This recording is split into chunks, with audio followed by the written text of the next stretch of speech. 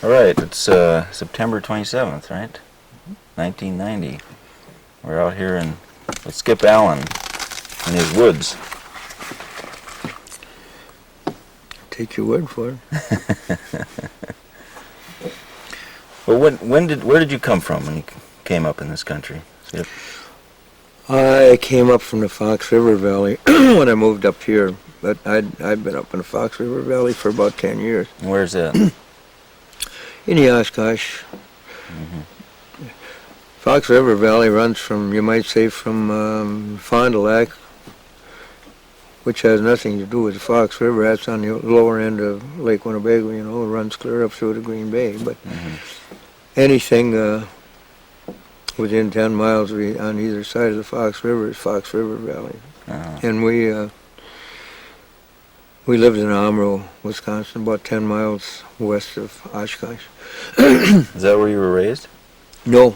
I was reared in Madison. In Madison, right in the town of Madison? Right in the city of Madison, yes. I was born about 50 miles north of Madison. And I think we moved to Madison when I was about 4 years old. What did your dad do? Well, my dad, his first job in Madison, he was a farmer, but when we moved to Madison, he got a job at Fuller & Johnson. That was a manufacturer in Madison. They made gasoline engines. Uh-huh. I mean, almost every farm in the country had either Fairbanks Morse or Fuller & Johnson engine. Mm-hmm. And from there, he took a job as serviceman with an implement company, the Advanced Rumley Company. And he was on he was on the road for about 12 or 13 years with them in service. And those were, you might say, my formative years, I guess. What was his name? His name was Merrill, M-E-R-R-I-L-L. He always claimed the city of Merrill was named after him. Of course, it wasn't, but he did have a farm up in on the Prairie River up there at one time. We never lived there. I couldn't even tell you whether when he owned that, if that was prior to my birth or if it was after, but he never lived up there. I think he just bought it on spec or something. Mm-hmm. And then we lived on a farm on Buffalo Lake, Fox River, between Packwaukee and Montello, Wisconsin. Hmm. From there we moved to Madison. Right. And what about your mother?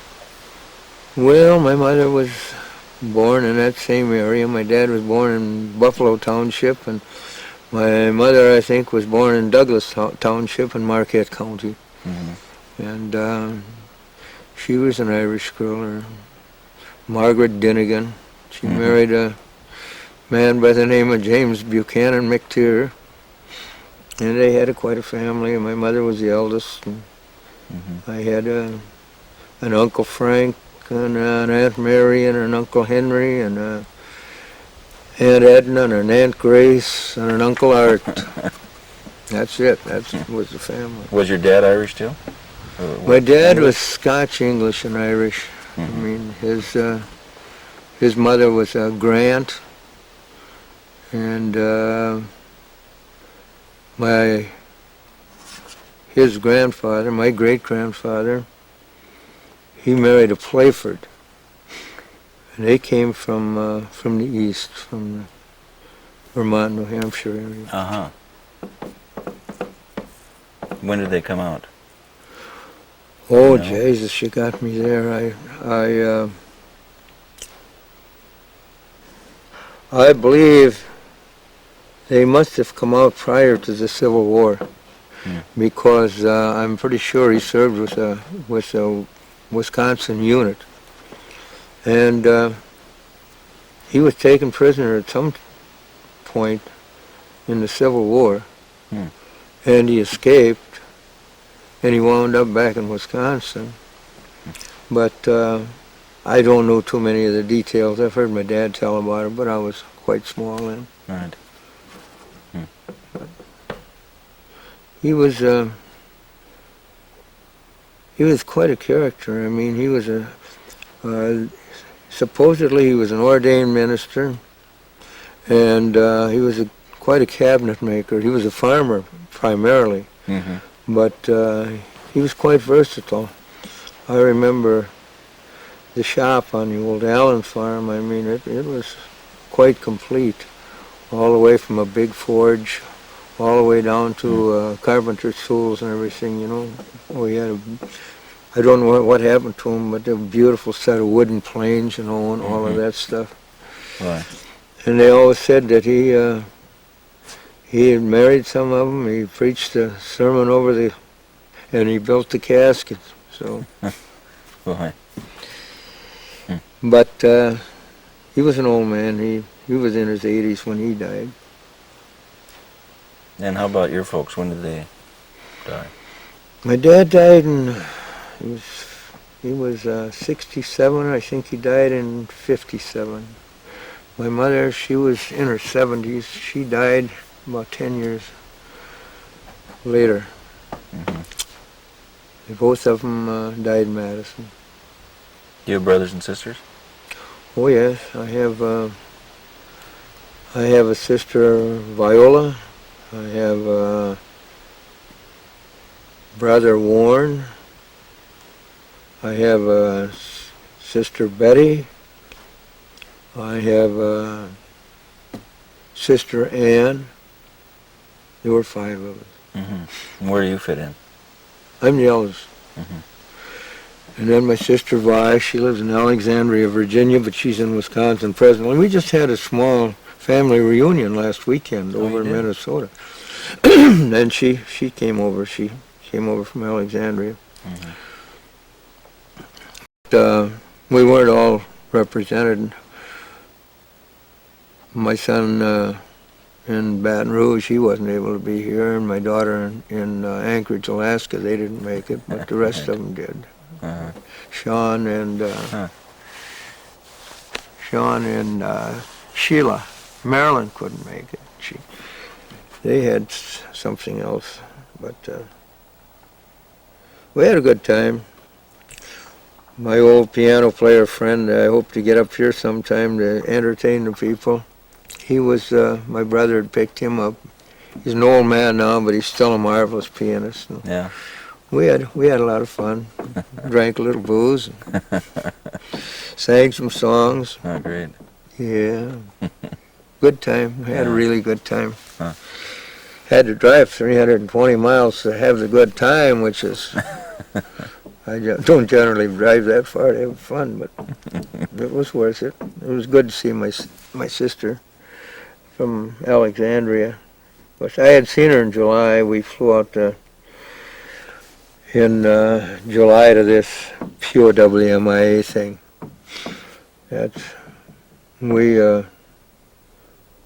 We have that privilege because we lost a boy in Vietnam, you know. I mean, he never returned, yeah. No, I didn't know that. Yeah. So we flew down at government expense.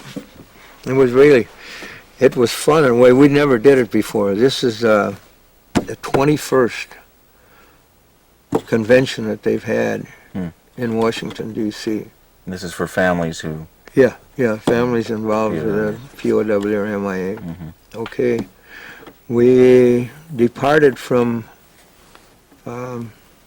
Minneapolis, St. Paul in a 727, a military 727. There were 3 of us boarded. Oh. It took us 3 people in a 727. And we landed at, I think it's Glenview. I think it's at Great Lakes Naval Training Station north of Chicago. We landed there, and they emplaned about 18 or 19 more. We went into Andrews Air Force Base with about 23 people.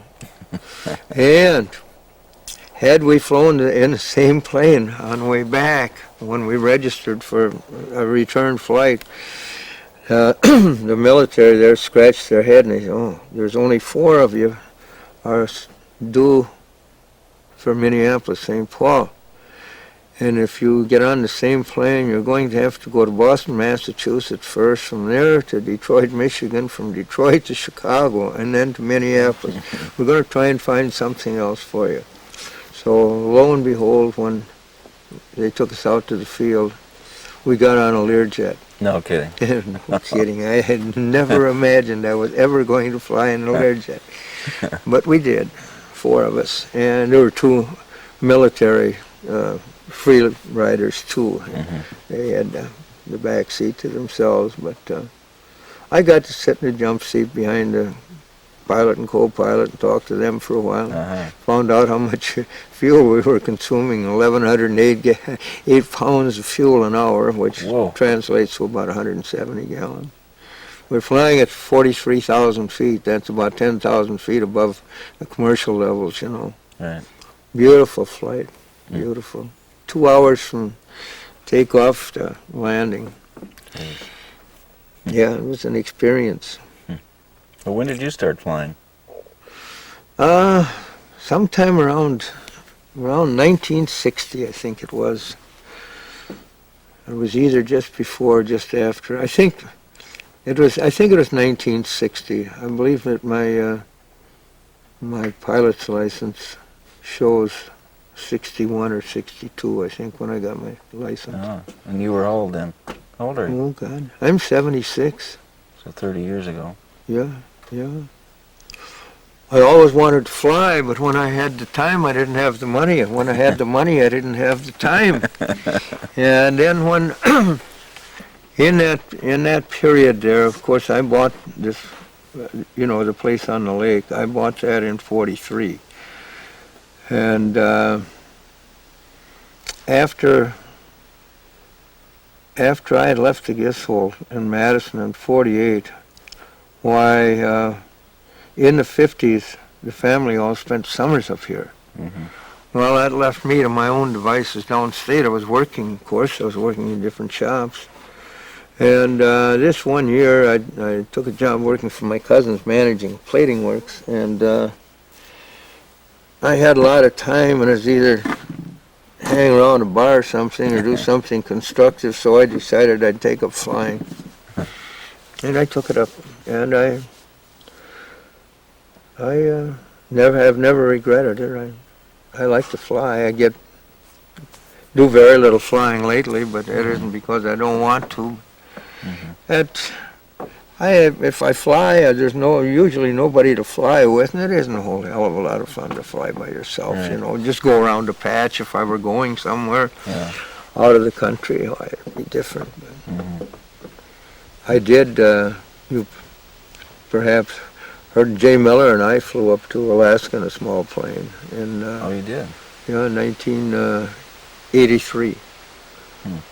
Yeah, Jay had a job there. He got a job with an outfit called ERA, Flying Helicopter, and he had to be up there on a certain date. He called me up one day, I think it was on a Wednesday, and wanted to know if I didn't want to fly up with him up to Alaska. And I said, well, what do you mean? Well, he says, I want to fly my plane up there. He says, I'm going to need it up there, and I want, somebody else, another pilot, to go along. And I said, well, how soon do you have to know, Jay? Well, he'd like to know by Friday. So my wife came home. She was gone somewhere that day, and when she came home, I asked her, I said, what do you think how would you feel about it if I flew to Alaska? Well, she didn't care. So I drew some money out of the bank, and we started out on the 9th of May, departed Ashland, loaded to the... We couldn't have got another 10 pounds off, I don't think. But we landed at Bemidji to pick up some charts, some Canadian charts, but they didn't have any, so we flew on to Winnipeg, and we got into Winnipeg about just before noon.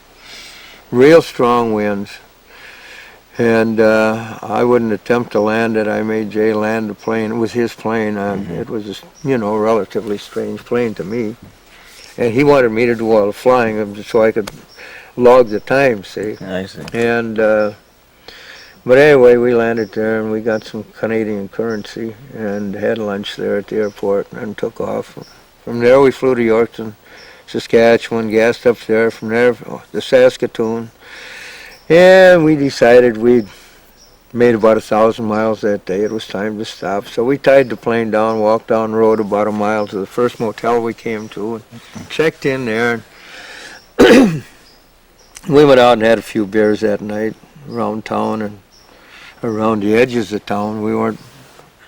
Anyway, I got up, I woke up about, must have been 3, 4 o'clock in the morning. And I looked out the window, and my God, you couldn't see. There was a big motel across the road from ours. Couldn't even see over there. You just barely see the streetlights, a blur of them, you know. Blizzard. Oh. Blinding snowstorm. So what do? We got up in the morning, and we went down. There's a restaurant in conjunction with a motel. We had something to eat.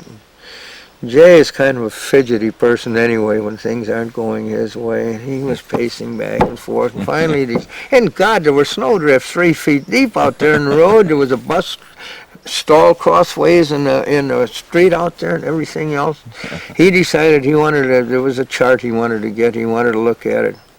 So he plowed out through that snow out to the airport about a mile and came back. All snow and wet and cold. God, then he'd picked up the wrong chart. So that was it. Well, the snow abated fairly early in the morning, I mean mid-morning. And that afternoon, we decided, well, maybe we'd take it there. We'd heard on the radio that the airport had opened up. And the airport was even closed. They got one runway plowed, so... We went out there and tried to fire up the plane, and the plane wouldn't run. The plane wouldn't start.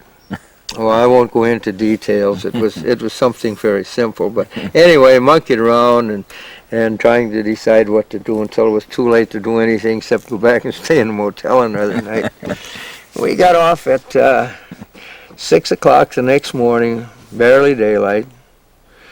And we got out there and fired the plane up and took off. And from there we flew to Edmonton. Radio wasn't working. We couldn't land at Edmonton International. We had to land at a little airport just to the east of Edmonton, Cooking Lake. I'll never forget it. And we gassed up there. And then we had to divert because we didn't have a radio. We had to divert around a military base up there. And we finally picked up the highway and up through Whitecourt and on up through Grand Prairie. And got to Dawson Creek. That's the beginning of the Alaska Highway. Stopped there and landed there and gassed up again. Flew on from Dawson Creek up to Fort Nelson. And the last, it's approximate, it's about 280 air miles from Dawson Creek to Fort Nelson. And about the last 70, 80, maybe 100 miles, we were in snow again.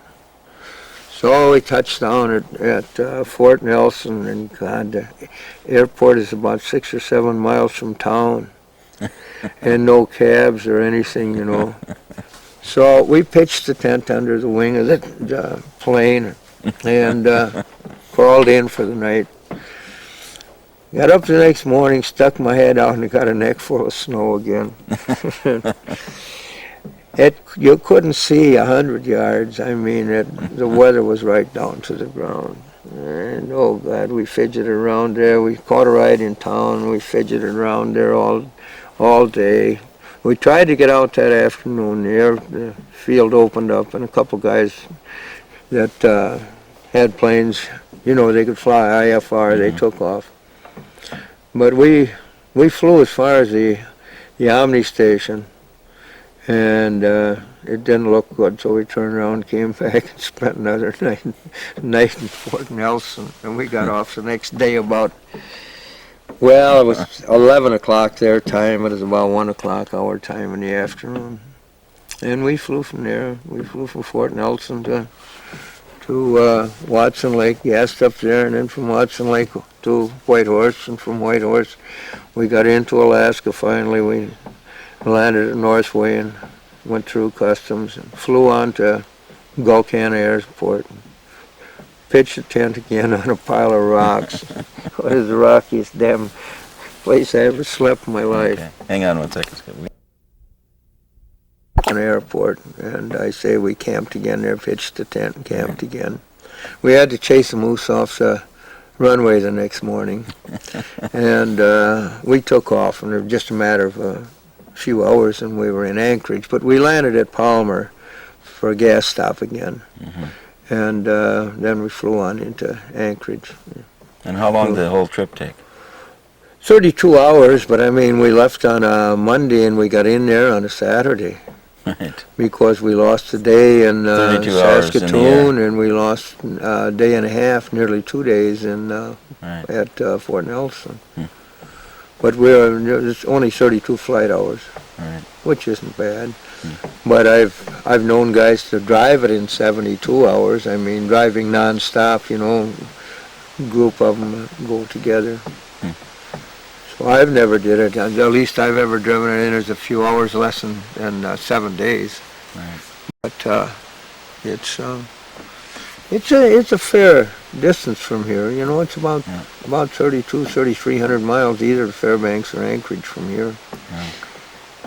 But the roads are generally good.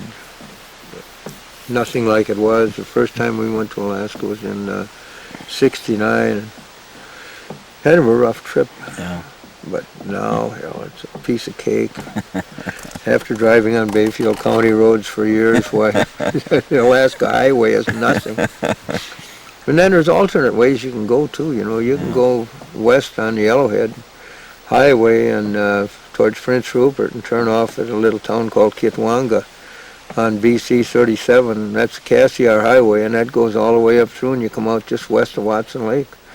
So then you can duck back into Watson Lake 18 miles and catch the Robert Campbell Highway and go up through the old gold mining country, up through Ross River, and then catch the Klondike Highway into Dawson City, across the Yukon there on the free ferry, and take that Skyline Highway over to the Taylor Highway and down.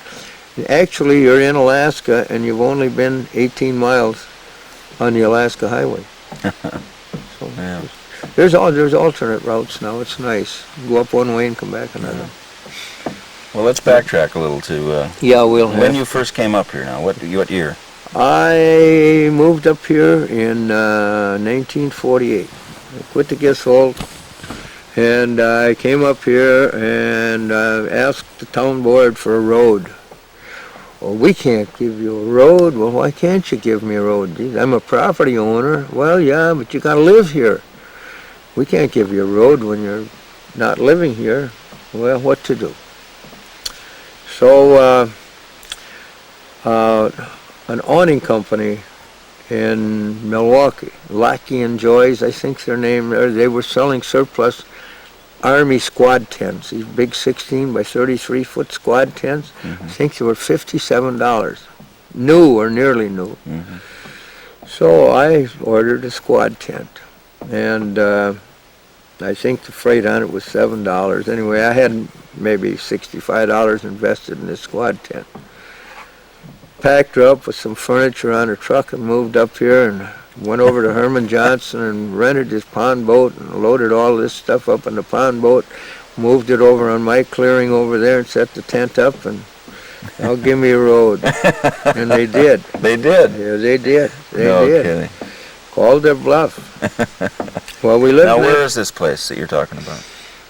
Well, that was government lot number 4, town 52 north, range 4 west. It's at the end of, yeah, it's down on Little Sand Bay. I mean, they even honored me by naming a road after me now, you know, Allen Road. Oh.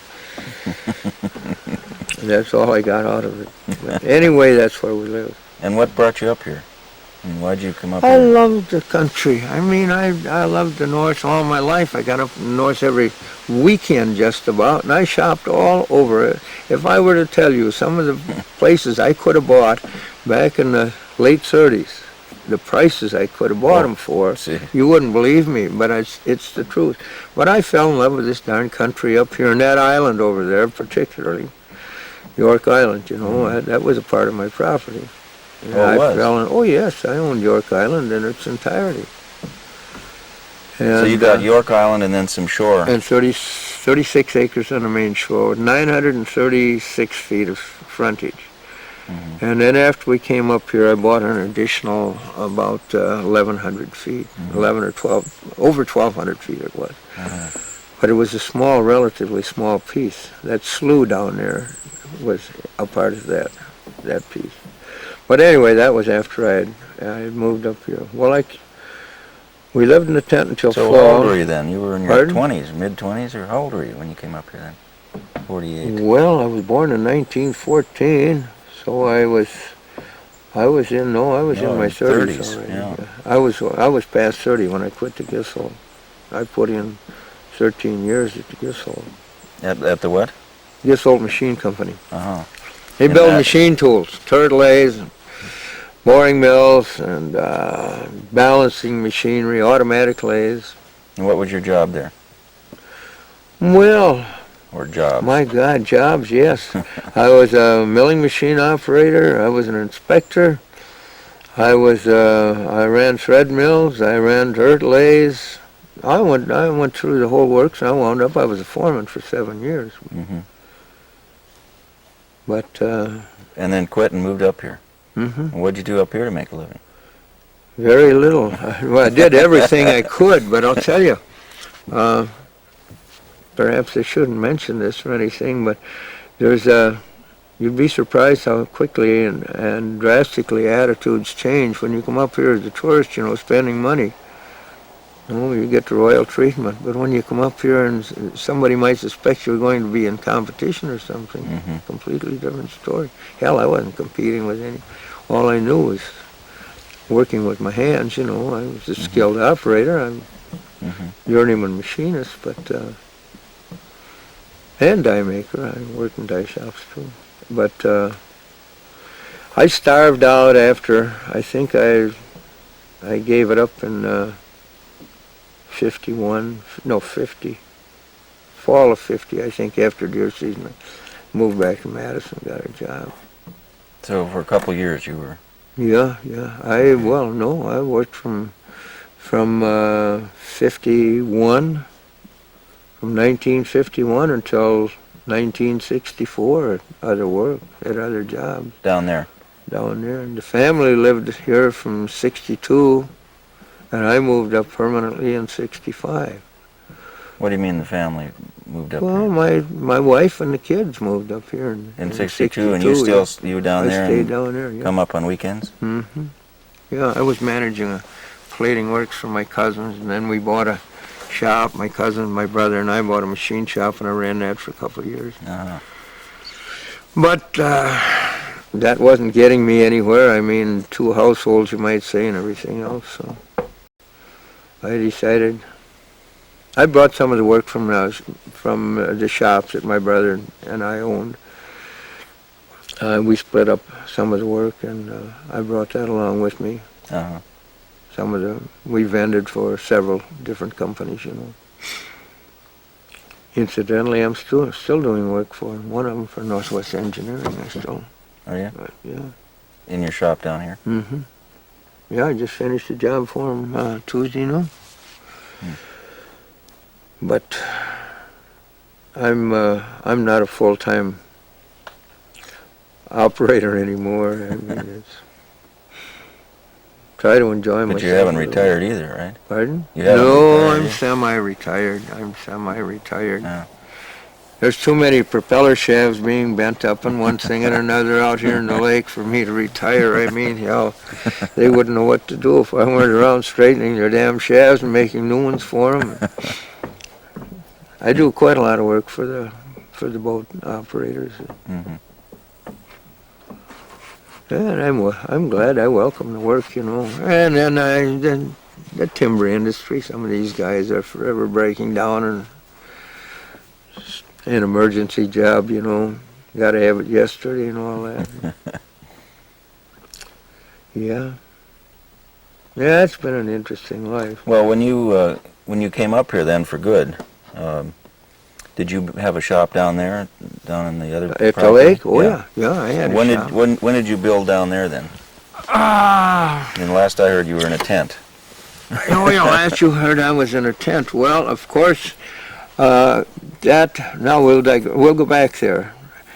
That fall, there was a family from Chicago had a building right across our road. That building had been there when I wanted a road, but there never was a road to it. All that lumber was hauled in by boat, and they built it there. Some people by the name of New Riders. And they dropped me a letter. They found out I was up there. I believe they had come up that summer and seen we were there. And the old lady, Mrs. Newrider, wonderful old lady, she told me if I wanted to that we could move into that house that winter. So we did. We didn't live in a tent that winter. But there was an old house on this property. But the chimney had been knocked down, the windows had all been taken out of it, the porcupines had chewed half the floor joists out of it. But it was nice and square. Basically, it was sound.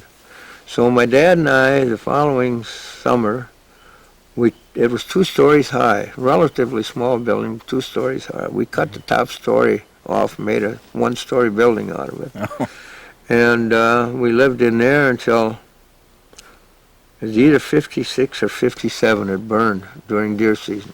The only year my wife didn't come up here with me in camp, and we had a bunch of deer. I always had deer hunters, and I had as many. One year we had 32 paid hunters in camp. But that year she stayed home.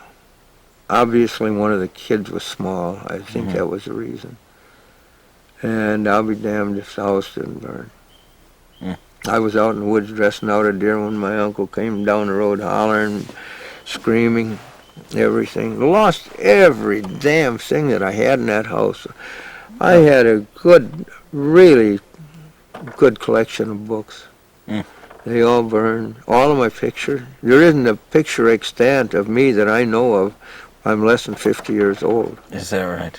It isn't right, but it's the truth. Oh, yeah. Yeah, and I lost a couple guns, all of our groceries, of course, and all my clothes, all the bedding. Well, some of the guys that were in camp, I had 3 little buildings, small buildings. One of them is down there in the corner. You can see it as you came in. And the rest of us, most of them were staying there. There were only 4 guys staying with me in the house. And we all moved together and went down and bought more groceries and one thing and another, finished out the deer season. But then the following year I started putting up another building. And that was the one that was on the Now, lake. what year was this? 62. I think it was 62 that we started the building. We got the foundation up. We got a roof on it. We got the floor joists on and covered it. And family lived in there from then on. But then the following year we went on up with the building. Now that building is still in existence. When they moved us off the lake, the building went off the lake too. Oh yeah, you took it with you. The building. Well, my daughter and son-in-law got it. Ralph and Marilyn Neff are living in our house now. It's on Highway 13, right down. Oh. It was a sizable building. It was 32 by 54, I think it was. And a huge stone fireplace in it, opening up to two rooms. It was open from both sides. I didn't think they could ever move that, but they laughed at me, these movers. They said, man, we moved brick buildings 4 times as big as that thing. And I guess they had. It was one of the cities up on the range, the Iron Range, that they moved the entire town. Hibbing. Was it Hibbing? Whatever it was. Right on the edge of the pit there. Apparently they were big in that move there. Nice. They're from Wausau. They're part of the, I would say probably they're part of the same outfit that has Wausau Homes. The name is the same anyway. But So after you built that, then by now you have how many kids? 62. by now we've got 6. And then We still have 5. Of course, one Merle was killed, or he's missing anyway in Vietnam. Mm-hmm. He was. We have a monument to him out on York Island. Oh, you do? Yes, and I gave the town of Russell as a memorial to him. I gave the town of Russell about 2+ acres out there. There's about 300 feet of frontage. It's an irregular shape, but beach. Beautiful sand beach there. That I gave as a memorial, and we got a monument out there for him. And that was Merle, you said? Yeah. Merlin. Merlin was his right Merlin, name. right. Yeah, Merlin. And what are the other kids' names? Well, there's Marilyn, there's Cynthia, there's Alden M. Not Alden E. Alden M. That's Casey. Then there's Sheila, and there's Sean. Now I've got them all, haven't I? It was Marilyn, Merlin, Cynthia, Alden, Sheila, and Sean. 6. I accounted for all of them. Yeah. We didn't get your wife's name, I don't think. Her name is Eleanor. What was her name? Eleanor. What was her She was a Dover. Dover, but the original spelling was Dovre. She's Norwegian. Oh. Purebred. Where'd you meet her? Yeah. In Madison. My brother's wife worked with her. And I met her through my brother's wife. Yeah. And when were you married? 51. Marilyn and Merlin are my stepchildren. I mean, I adopted them. I mean, she had been married before. I see. So, And then in case you're puzzled about the dating or anything, why? No, I hadn't put it together yet. I'm not that quick here. But somebody would when they're watching the tape. Surely would. Yeah, they surely say, would. Yeah. What's this now? Yeah. How many years they lived together, huh? That's right. No, it wasn't that at all. This is quite legal. Yeah. Well, the 50s they were pretty much fun days. We had a lot of fun in Madison. But But your heart was up here, it sounds like. Oh yeah, my heart was always up here. I'll never forget the trip I made.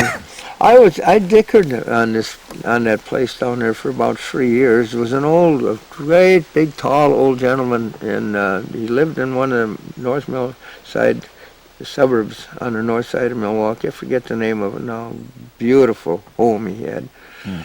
He was about 6.5 feet tall. S.D. Austin, Sam Austin, his name was.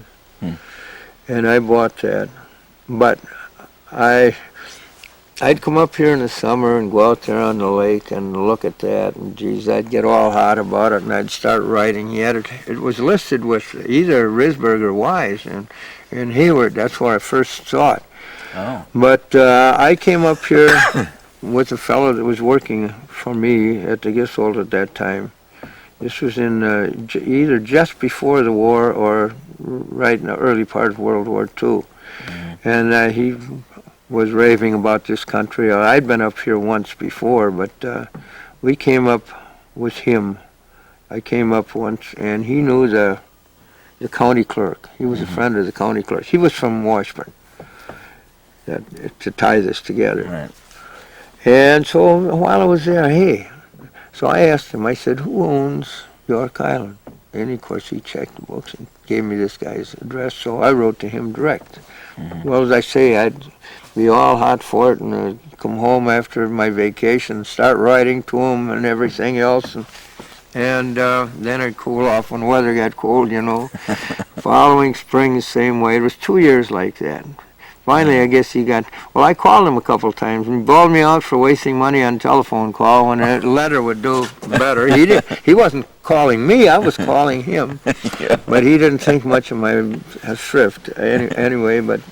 Well, didn't he want to sell, or he wanted to? Oh, he wanted to sell, yes, but it was You a were- matter of coming to an agreement on the price and the terms and everything. Yeah. So, well, finally he wrote me a letter and told me I better, do something or get off the pot because one of the Elines was interested in it, had come up and looked at it. And that was the truth. I mean, he wasn't lying, I found out. So, geez, my brother and I, this was during wartime, we were on rations, I mean, you had to get ration stamps for your gasoline and everything. Came up here on his motorcycle. He had one of the last Indian 4s built. And this was in September. We jumped on that damn bike and came up with a 2-gallon can of gasoline tied on the saddlebags on each side and a tank full of gas. We came up here, that's another story, but I won't go into that. That was really something. But so far as the motorcycle, it was uneventful, but we were trying to get some gas without giving out any of our stamps, and Right. offering extra money for it. And geez, one of them threatened to call the cops on us anyway for trying to cheat. We got up here and we went and spent the day on York Island, and I decided, goddamn, I was going to buy it, and I did. I'll never forget the trip home. Okay, we got. Oh, come up on. You had spent the night on York Island. No, we spent the day on York Island. day. We spent the night on Herman Johnson's boat. Oh. I won't go into that. But we had taken a bunch. John Chappell, at that time, he had leased a lighthouse, and they had a big newspaper party over there. And it was a stormy night, and we made 2 trips dropping people off on the island, newspaper people from all over the state of Wisconsin. And the last trip, we couldn't get any people off. You know Sand Island Lake. Yeah. The landing there is. Yeah. Well, we couldn't put any off, so they all had to stay at Johnson's that night. But we started for home the next day with my determination to buy the island and that property. Both of us hung over and stopped at the old hotel in Bayfield and had a wonderful breakfast. Well, life started to look up a little bit then. But we got down somewhere in the Merrill area and it started to rain.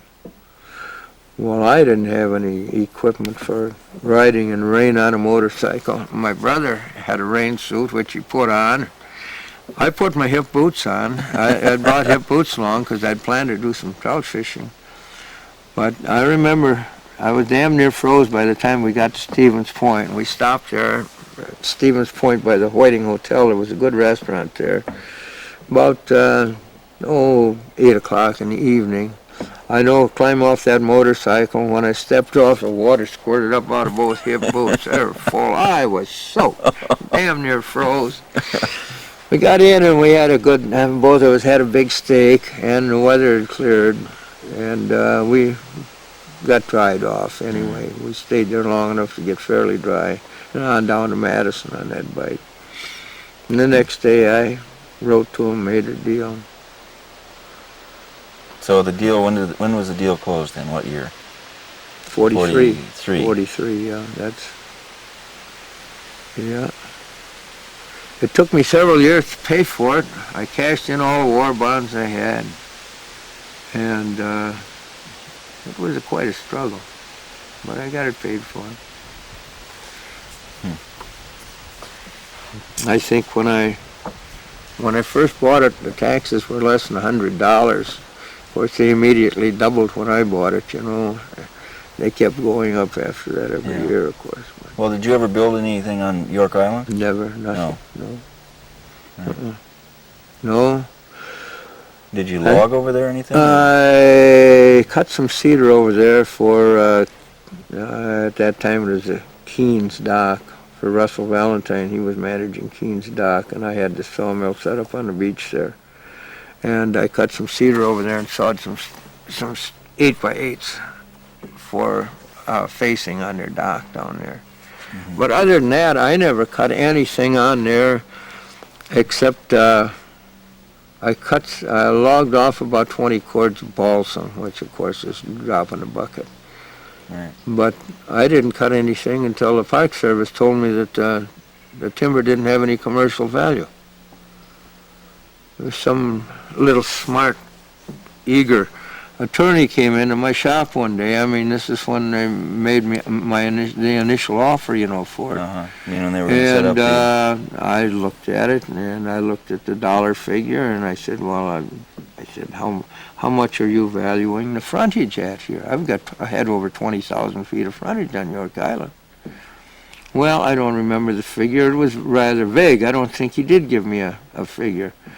I said, well, what about the interior 40s? There were a few descriptions that didn't have any frontage, It's 321 acres that the island was. Mm-hmm. And I wasn't getting anywhere, and I said, well, what do you think the timber's worth? Well, he says the timber has no commercial value. He said we're valuing it at the island at its greatest usable, at price.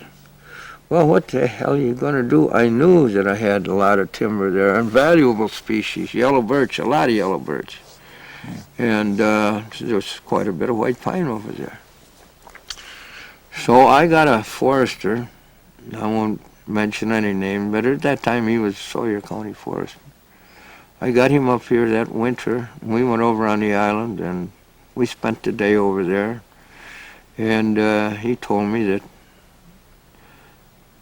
in a day you can't get any more than a ballpark figure, but he told me I had at least 500,000 feet of yellow birch from here on the island. So, well, what are you going to do? So the only way I could prove the value of it was to cut some of it. So I got a crew together the following spring, and Ed Erickson took them out. They started dropping down trees that would make veneer, yellow birch, nothing but. Mm-hmm. Well, I think they cut for about 4 or 5 days, and the Park Service found out that I was desecrating the island, and they sent some poor U.S. Marshal up here on a Sunday morning to serve papers on me that I no longer owned the island and had to stop cutting and everything. Well, he wasn't happy about it either, because his vacation had started the day before, and he was planning on a trip west. Here they roused him out of bed in the middle of the night. He was up here a fair time in the morning. And so they took the island from me. Well, then what are you going to do about the timber? First, they were going to pay me for that I had felled, And then they went over and looked, and they saw what the dollar amount that was involved, well, and the work that it would be. They decided that they'd let us remove it. So under their supervision, they got a local guy that didn't know any more than somebody else over there to supervise it anyway. And we took it off. Ed Erickson, he had the job.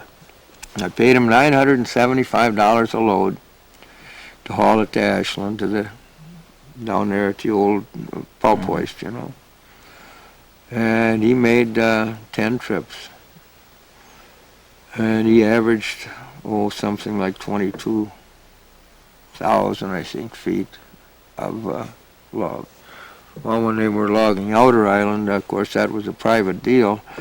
Why, they used to haul up to 40,000 feet on but it was a matter partly of getting it out. I mean, he was hauling it about as rapidly as they could get it skidded out to a landing. But anyway, the loads were relatively light loads. But altogether, we got something like, I think, 270,000 feet. That would mean it was more than 23,000. Maybe it was an extra trip there. I don't remember. But anyway, and that substantially is the story. But we had already made arrangements. We were going to put a portable mill over there and recover the other stuff. My God, there was at least 30%, maybe 50% value remaining over there. And the Park Service, I don't know why or anything else, no, they wouldn't let us do it. They sent a crew over there and cut it up in short lengths and just dropped it, left it laying on the ground. Now, this is the truth. Which is completely, crazy. Well, after they stopped me from logging it, well... Now, what year was this? What? This all was going on? This was in 74. Mm-hmm.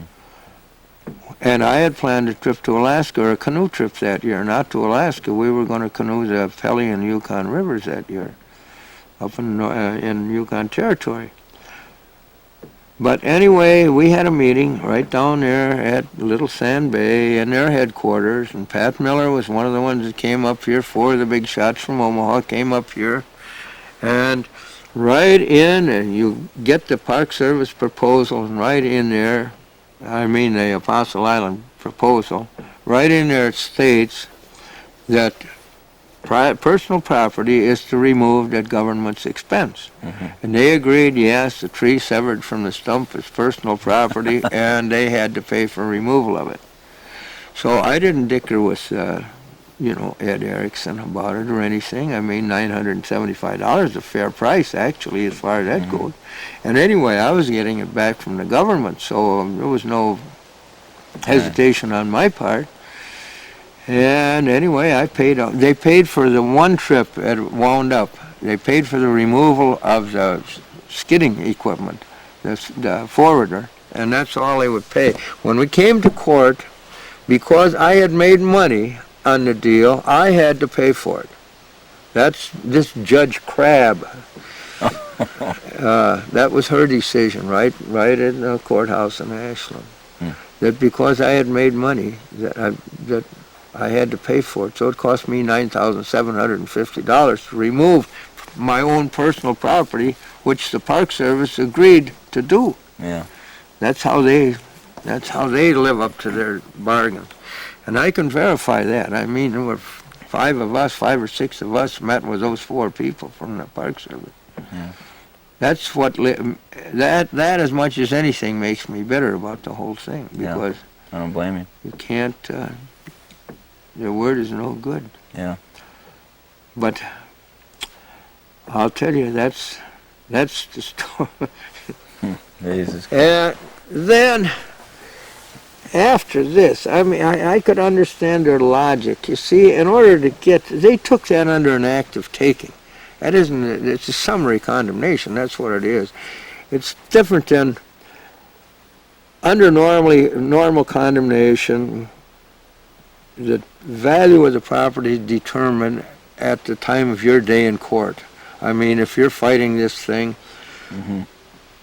you have a hearing, whether you have a jury or whether you have a committee that decides it. The value is determined as of your day in court. With an act of taking, it doesn't work that way. The value is determined at the time they take title to it. I see. And you can drag it out 3 or 4 years down the road, or they'll drag it out 3 or 4 years down the road before final settlement is made. You don't get any of that appreciation, right. Whereas under normal condemnation. Well, as I say, I can understand their thinking when I started logging there. They had a good excuse. But how do you explain when they pulled the same thing on me on my main shore property, my residence? The same thing. They come up and serve a paper on me that I no longer own that property, and that's it. They had deposited a check in the U.S. District Court of a certain amount, and they now owned it. Well, I fought that too. And they stated right in there that... Was that in 74 too? No, that was later. That was 78 or 79. Uh-huh. They stated right in there that the reason, and that's verifiable, the papers are on file, the reason that they did that was because they had to have the Alden Allen property. And the reason they had to have that property was because the property they really wanted was the town of Russell town grounds down there, but because a rather vociferous group of town of Russell citizens, headed by Alden Allen, vigorously opposed their acquisition of that property, they had no recourse but to go over to my property which was next. Get you. There was no malice or anything boy. intended. I mean, that's in black and white. You can get that. I mean, and wow. A little But transparent. what really burns me, they had to have that. That was where their development was going to be. They gave me 90 days to get off that property.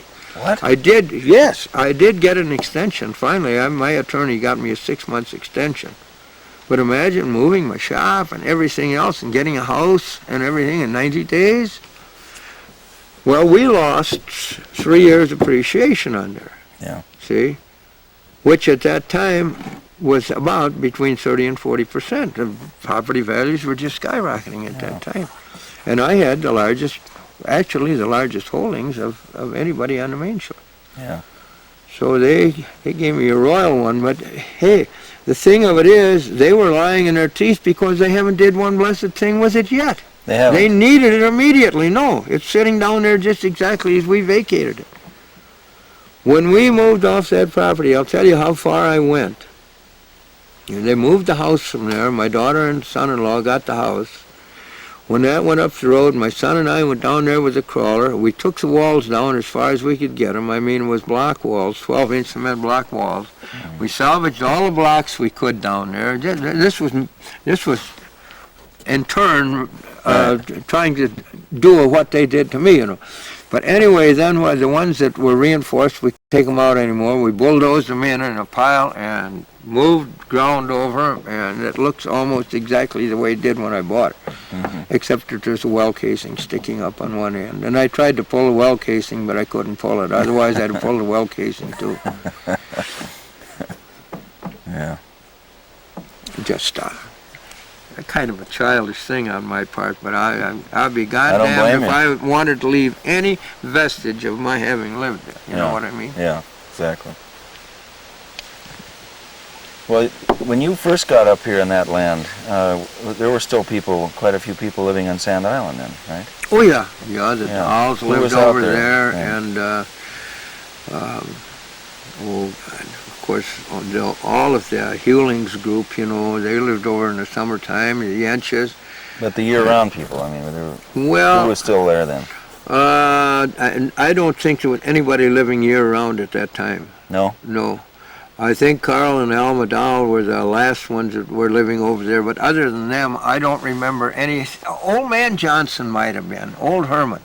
I'm not just sure about that, but I'm pretty sure that Elvis Moe and all the rest of them had moved in at about that time. Uh-huh.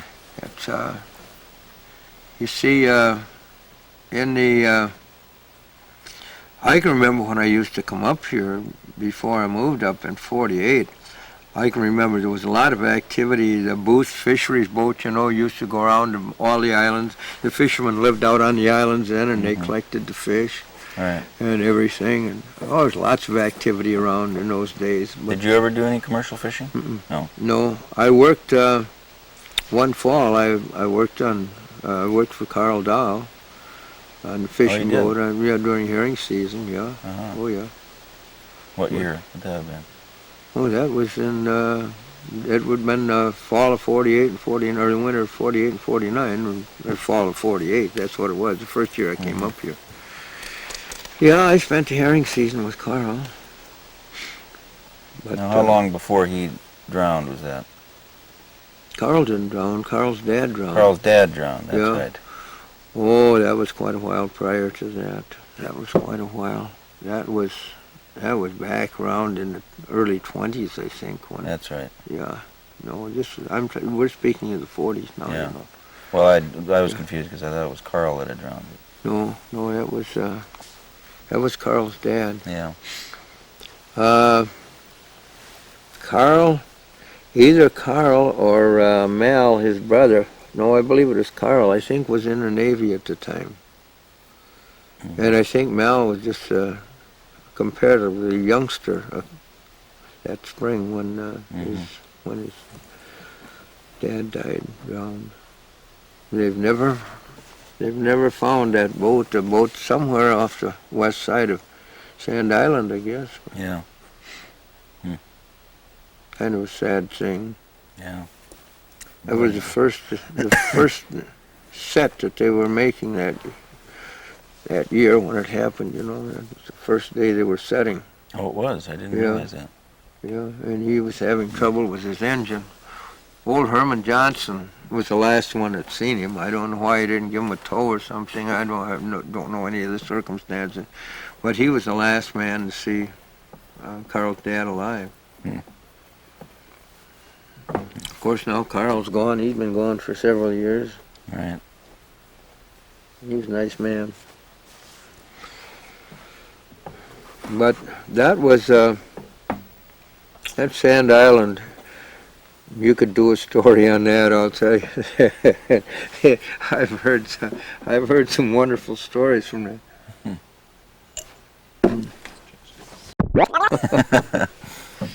Well, Elvis could tell you some stories. I suppose he told you about the time he got blown out the top of the boat. Yeah, he did. That was a... Jeez. I don't know how he survived. Did you ever have any close calls out in this lake or in your plane or anything? I never had any. No, not. I've had a couple of very hairy incidents with the plane, but not anything connected with the area or anything. I see. But I remember one time. I used to go out there and troll by myself. You know, I had a little 18-footer with an inboard. After I came up here, and I used to go out there trolling by myself sometime. And I didn't have any rail along in the cabin sides. I mean, there was about an 8-inch deck around the sides of the cabin, you know. And I used to get out of the cockpit and walk along the side, you know, hanging onto the top of the cabin a little bit, and go up and do something on the little front deck that I had, maybe rearrange the line or something. If it had, my anchor had gotten, line had gotten in disarray or something, you know. Till all of a sudden it came to me, why, you damned fool, you know, walking across, if you slipped off, the boat would be going. I mean, the boat was under power, not fast, but I'd be trolling, you know. And that would be the end of Skip, you know. Yeah, and I remember going out one time. We were cutting some balsam out there, and the wind was out of the south. Of course, we were in the lee, and I kept my boat on anchor out in front of the house down at the lake. And Vincent Owago, a fellow from Red Cliff, and I, we jumped on a boat that morning, started out. I was going to put the boat on the west side of York in the big bay there. We'd have been in the lee there, you know. But we got out even with York, and man, I mean, there were 6-foot seas out there, and following sea is no fun. And I decided, hell, we don't need that work that day that hard. And I remember it took me a good 15 minutes before I found the right sea that I could do 180, you know, without capsizing. And we were out halfway between York Island Light by the time I finally got turned around. Well, when you're going into it, I don't mind going into a sea, but going with one. I mean, a following sea to me is about the worst situation you can have, because if you got to give it a certain amount of power in order to have steerage, and if you're driving a little too hard, you'll right into green water, you know, and the back end of a wave. And if you don't go fast enough, why she'll broach with you, it'll turn you sideways, you know, and roll you. That was the last time I did something like that. It was a little hairy for about 15 minutes, I'll tell you. Once we got turned around, I breathed a huge sigh of relief, believe me. Yeah. Went back in and tied the boat where I shouldn't have taken it from in the first place. I never had any real close calls over that one. I mean, there was no problems, but there could have been, that's all. It's the time you don't want to get panicky. Yeah. You gotta wait. You know, seas vary. I mean, you get a series of good ones, and then you get just a little bit of a lull there. You got to wait for that before you do something like that. But no, I can't even think of the times I worked in the woods by myself that I ever had any real close calls. I certainly never got banged up that I remember anything. Maybe I'm just careful, I don't know. I remember brother-in-law came up one time and I was trimming out some stuff that had blown down, some balsam and spruce. That was on the main shore. And he was limbing out. And Jesus, he had had a new pair of boots he bought. Came up from Madison. And I was working away. I was on the tractor. And he hollered at me something. And he said something. He cut his foot or something. I went over there and he cut right into the side of his foot. Cut his big toe right off. Whoa. His boot was full of blood. Oh. We took him over, we got him over to Washburn. They sewed that toe back on. What was the doctor's name? He was the best doctor they ever had in Washburn. And other than his toe gets cold in the wintertime, I mean, he doesn't have good circulation, and that's why it's as good as new. No kidding. Yeah, that doctor committed suicide sometime after that. What the heck? I'm trying to think of his name. But he did a wonderful job anyway. But that time, that was a scary thing when I saw that blood coming out of that slash in his boot. And then we got his boot off, and the boot was the shoe was full of blood. Oof. Yeah. No, I always kept my axes sharp. A sharp axe is not as dangerous as a dull one, But you got to know what you're doing. Yeah. Like all things. But woods work is probably about the most hazardous work there is. I think that's worse than we're on the lake, really. There's more accidents in the woods. There's so many things that can happen, It's when you get somebody like David Galazin gets banged up, boy, it's hazardous because he's a master in the woods. Yeah. Now, when you built here, when you finally left the... Built up here? Yeah. Yeah. Which was, you said, what, 1980 or late 70s, somewhere in there? I'm pretty sure... When did you build those shops and petty cash down there? I think the shop was actually built before the house. I mean, it was built the same winter. But I think we started the shop before we started the house. Now, my wife might contradict me on that. She would remember more than I. I mean, there were so damn many things going on. It's hard for me to get them in a proper chronological order, But it was a cold winter, I remember that. And the contractor that put up my shop down there, he was months behind schedule anyway, and he had this crew, the poor guys, I was sorry, it was 20 and 30 below zero that winter, and he had them working on that shop, and there was a lot of things that weren't done as well as they could have been. I couldn't blame the workers because to work out there the way they were working at that time, that was bitter, I'll tell you the truth. But this house was started, if I remember right, this house was started in the winter too. But so what was the sequence? The shops, then the house, and then the bar down there? Was the bar the last thing to get built? We had the house before the bar. The bar was built in 80, so this house must have gone up and the shop must have gone up in 79. What provoked you to build the bar down there? Pardon? What provoked you to build the bar down there? Well, I don't know. It was one of those insane things that you do. Not really. We had the license, from down on the lake. We had a bar down there. Oh, you did? Oh, yes. Oh, see, my well, God. then we better back up to that one then. Beachcombers Haven? Oh, sure, yeah. Well, tell me about that place. Well, that was you see, the house was built in the bankside, and the front of the house the basement was all open. I mean, it was just about even with the ground. It was about 2 feet under. And we had those 4 big thermopane windows in the front of it there. and you could look right out in Sand Island and see the tip of York Island from there and everything, you know. Uh-huh. Look out and watch the ore boats. At that time, plying waters. There were quite a few of them at that time. Yeah, and we had a pretty decent business down there. And well, it was quite a story about that too. As far as that goes, all we could get was a beer license. Mm-hmm. We started out with a beer license.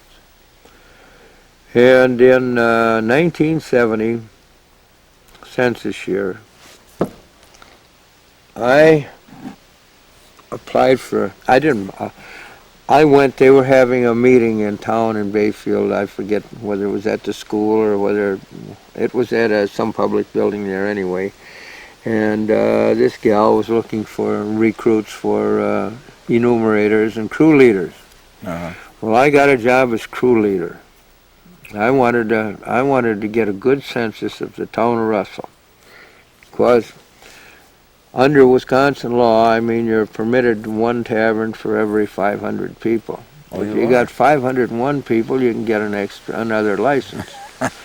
And I was sure there was at least 500 people in the town of Russell, and one license outstanding somebody else had. They weren't using it. I mean, they didn't even have a Wisconsin address, but they had the license. Mm-hmm.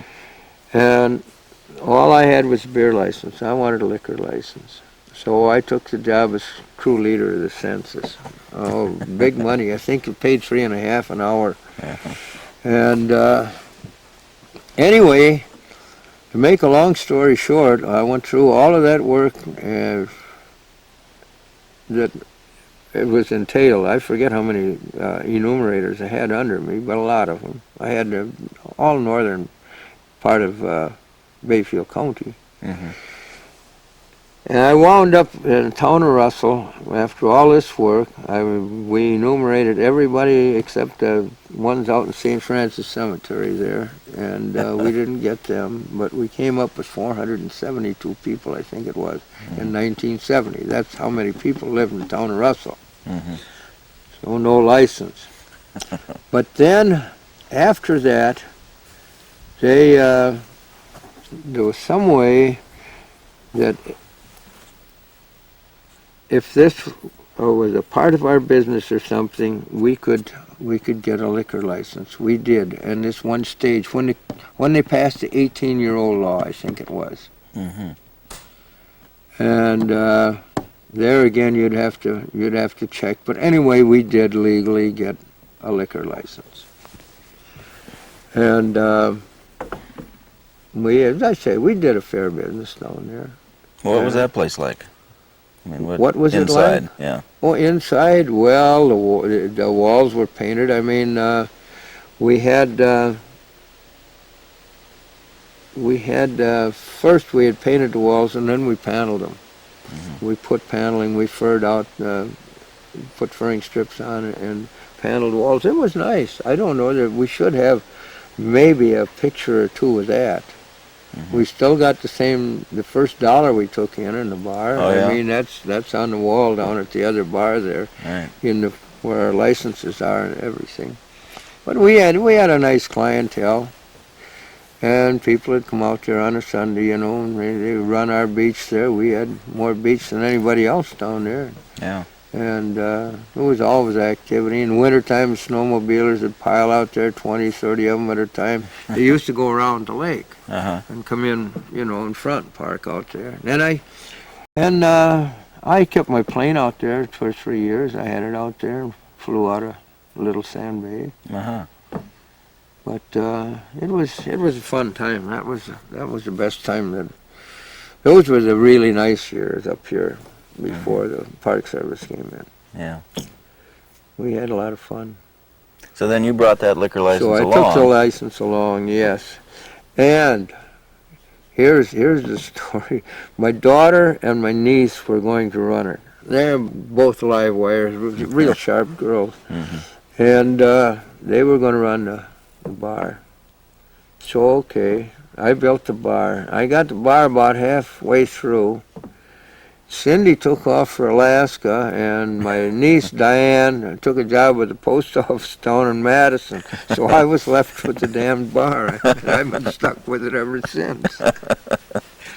I don't let my daughter forget that too often when I see her too. But yeah, that's the truth of it. They both, well, there was no way up here, that they could make money year-round the way they wound up. Diane, I mean, hell, they started them off in the post office, $10 or $11 an hour, Yeah. And you don't make any kind of money like that in the bar. Well, did you always have just, changing hours? I know that you're open just whenever. Well, we used Or to did down at the you lake. Down at the lake, of course, we lived upstairs, and the bar was on the lower level, so we were open. You might say any legal hour we were open. It was just a matter of unlocking the door. I mean, Right. and going downstairs, somebody tending bar, my wife or I. Right. And but now, of course, I can't work in the shop and take care of the bar either. Now, I try to open the bar at 4 o'clock in the afternoon, but rarely I'm able to do that. It's usually 5 or 6. Right. Because if I got a job in the shop, I work until 4. Right. I got to come up and shower and clean up, and eat. Well, I'm lucky if I can get it open 5 or 5:30. Yeah. Right. And then So- open till what time? How late? Until if the last customer goes out, if it's 9:30 or 10 o'clock, I lock it up. Uh-huh. If I'll stay until legal closing time if there's somebody there. Hmm. And not infrequently, there'll be a couple of guys that'll hang tough until midnight or something before they feel they got enough, they can go to sleep. Right. And well, I go along with it. I get pretty impatient sometimes, but I go along with it. Yeah. Hey, I look at it this way. I mean, a liquor, you have a certain obligation to the public if you have a license for that. Hmm. I mean, you should be open. You should be open at least part of the time, How about in the winter? Oh, I'm open in wintertime too, Too, sure. I yeah. go down there. Sometimes I have to snowshoe down, but I go down. And, no, I got the tractor. I usually plow it out. But, no, it's open. It's been open the Right. last 2 winters, all winter. And where'd that pool table come from? That pool table came from Platteville, Wisconsin, way down the southwestern corner. We bought that pool table when we had a bar in Omro. We had a bar down in Omro. We forgot Oh, you about did? that. Yeah. Oh yeah. When that, well, I was. Where's that? Omro is just 10 miles west of Oshkosh.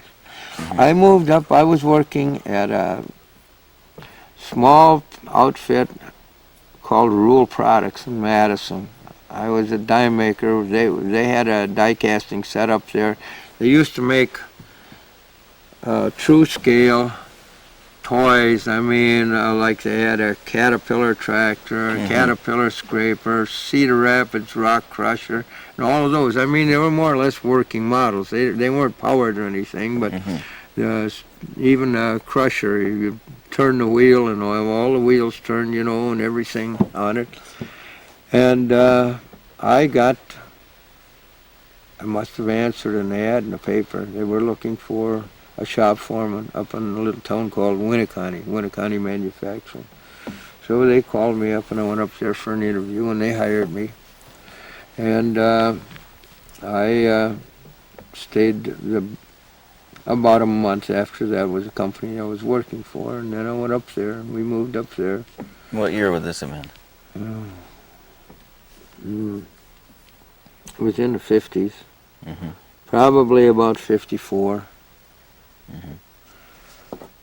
And 53 or 54, I would imagine. Anyway, I went up there, and I was there as shop foreman for about, not over a month, and I got a rapid promotion to plant manager. Oh, that was a headache, I'll tell you. That was really a headache. I toughed that out 4 years I worked there. And I was pretty well burnt out by that time. And we didn't buy this bar, we leased this bar. Mm-hmm. And I left this Winneconne Manufacturing Company. And in the wintertime I got bored. I got a job up at Valley Iron Works in Appleton one winter, the first winter, and I toughed that out until I started going to sleep. Coming home, I was on a third shift. Mm-hmm. It was exactly 30 miles from our house, Valley Iron Works in Appleton. And I'll tell you, when you're dozing off 8 o'clock in the morning on Highway 41, you know, coming home, why, that's not good. So I hung that up. And, of course, business is picking up in the bar anyway. Well, then, that fall, I took a job, I got a job over at Speed Queen, building, that was in a die-cast place, too. Mm. And I worked there briefly, and then I got a job in Oshkosh with Standard Coalsman Industries. They'd built a huge new plant there in Oshkosh. And I got a job in the tool room there. And I worked there for, must have been 2 or 3 years. And I had my own shop in an old chicken coop on the place we lived in Omro. We bought a place, 10 acres, right on the edge of town in Omro, a nice place. And I got work from Standard Coalsman, the foreman in the tool room, gave me jobs on the side. Mm-hmm. And that lasted for about 1.5 years till Standard Coalsman found out they were making checks out to an employee and also making out checks to a vendor. So that really wasn't kosher. So 200 feet wide, you know, down through the woods. Some of them are uncomfortable as hell. Yeah. So where were we here? Well, anyway, we were at Standard Coalsman, and I have been doing work on this bunch of special equipment that they had. They made tuners for TV sets. We made the tuner for, I think, every TV, at least every American set, and I don't know if the Japanese were making television sets in those days. This was, you know, right, quite a while ago. But I know we made tuners for Motorola, we made tuners for Zenith, we made tuners for Philco, and all of them that I can think of. And anyway, I worked there, and then I got, I was doing work on the side. I had 2 guys working for me in a chicken house, the old chicken house. And what to do about it? So Freddie White says he was a foreman. He was the guy that was feeding me the work. I mean, and we couldn't do it. We didn't have time to do it in the shop, and they didn't want to hire any more people. So anyway, we started A&E Manufacturing. That's my company today. That's the company, A&E Manufacturing. Uh-huh. That was Alden and Eleanor Manufacturing. See? Right. My wife, my initial. Right. So I continued work, and after I left there and took a job for my cousins managing their plating works down there, why, I was still doing work for Standard Coalsman for a couple of years after that. Uh-huh. And that's the way I saved money enough to put the house up down at the lake. Right. Uh-huh. And it worked out, you know, well. That was one of the most prosperous periods in my life. Standard Coalsman paid me well as an employee, and, you know, in a tool room, a tool maker, and I was making money on the side. I had 2 good employees. A real satisfactory period of my life. It really was. Yeah. Well, once you built the bar, Petty Cash Bar, you were still doing shop work. I mean, full-time? Sure. Yeah. Pretty much? Yeah, pretty much. I mean, my wife tended bar down there for some time after my daughter and my niece abandoned or deserted me. So Eleanor had the burden of it then. But I'd go down there, at nights usually and that. But the daytime hours she took care of, and then sometimes nights too. But yeah, I was working. I was putting in quite a few hours in the shop at that time. I had a lot of work. I was doing a lot of work for Northwest Engineering, and I was doing work for Beloit Woodlands. I did a lot of work for them. And after Beloit Woodlands, I did it for Hawk Hydraulics.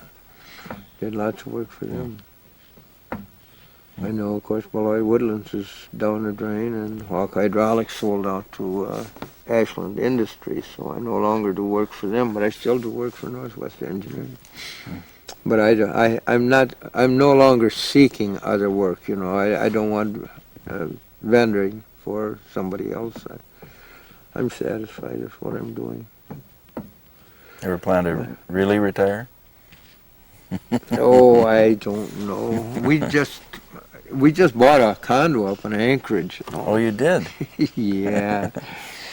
I don't know. I mean, people generally buy a condo in Florida or somewhere. Well, what the hell?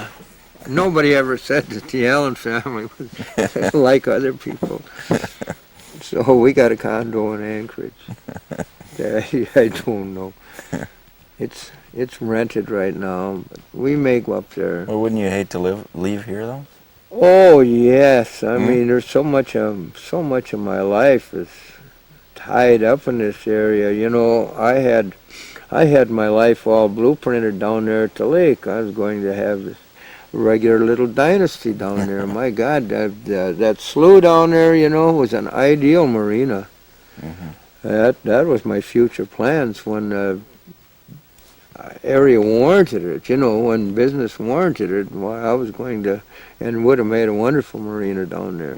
And the bar, and I had actually figured on probably sometime in the future a few small, nice cabins over on the island for a tired businessman, he could bring his wife or his girlfriend up there, and lots of privacy and everything. As the need arose for something like that. I had employment there for the whole family. Well, of course, that's by the board now. Yeah. You never want to blueprint your life. I mean, there's always too many things come up. Another thing, don't buy a really attractive piece of property. The government might decide that they'd like to have it. That's, I can remember when I bought that, my neighbors, I wanted them to show me where the line was, my westerly line. So the Hokinson boys, Eskel and Leo, took me down there and showed me there was a big old spruce tree just off the beach with a blaze on. That was my far boundary. And then we took it from there, wound up in the upper end of the slough, one of the corner posts, which had fallen down at that time, but we found it and stuck it up again. But they asked me how much I paid for it.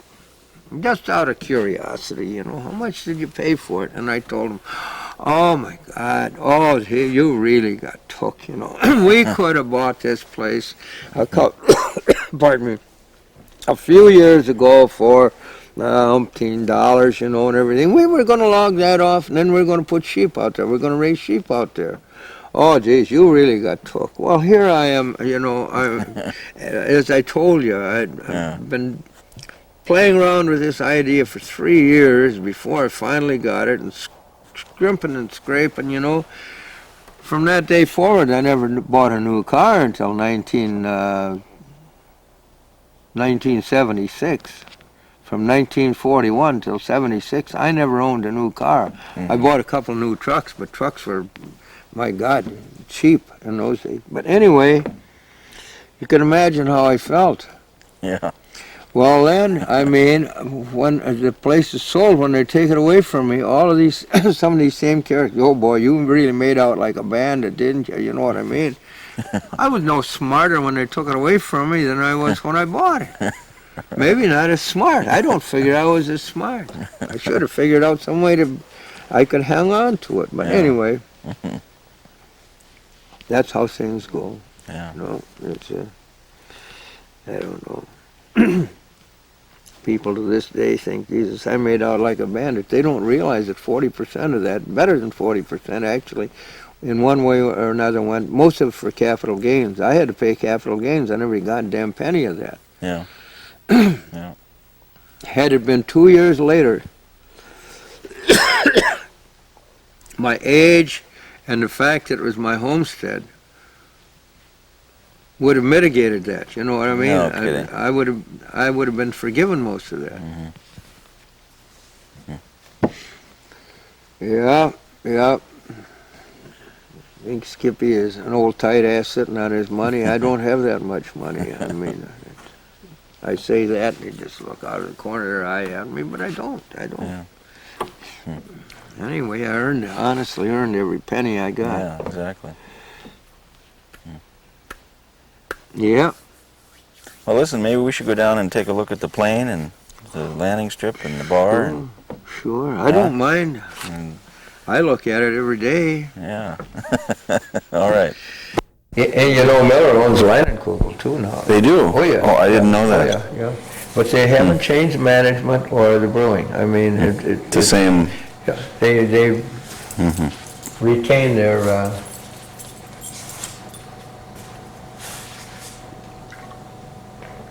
I hope he doesn't show those flies. Afraid they're in here. So this is petty cash. Yeah, this is petty cash. It's surprising. Did you put The this up number of- yourself? Yes. Me and my son and my son-in-law.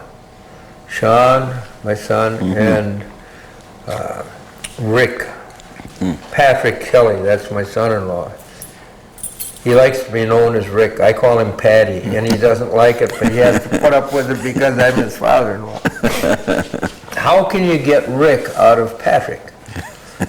And he says, I don't know how you get Patty out of Patrick. And I says, well, what the hell else can you get out of it but Patty or Patty?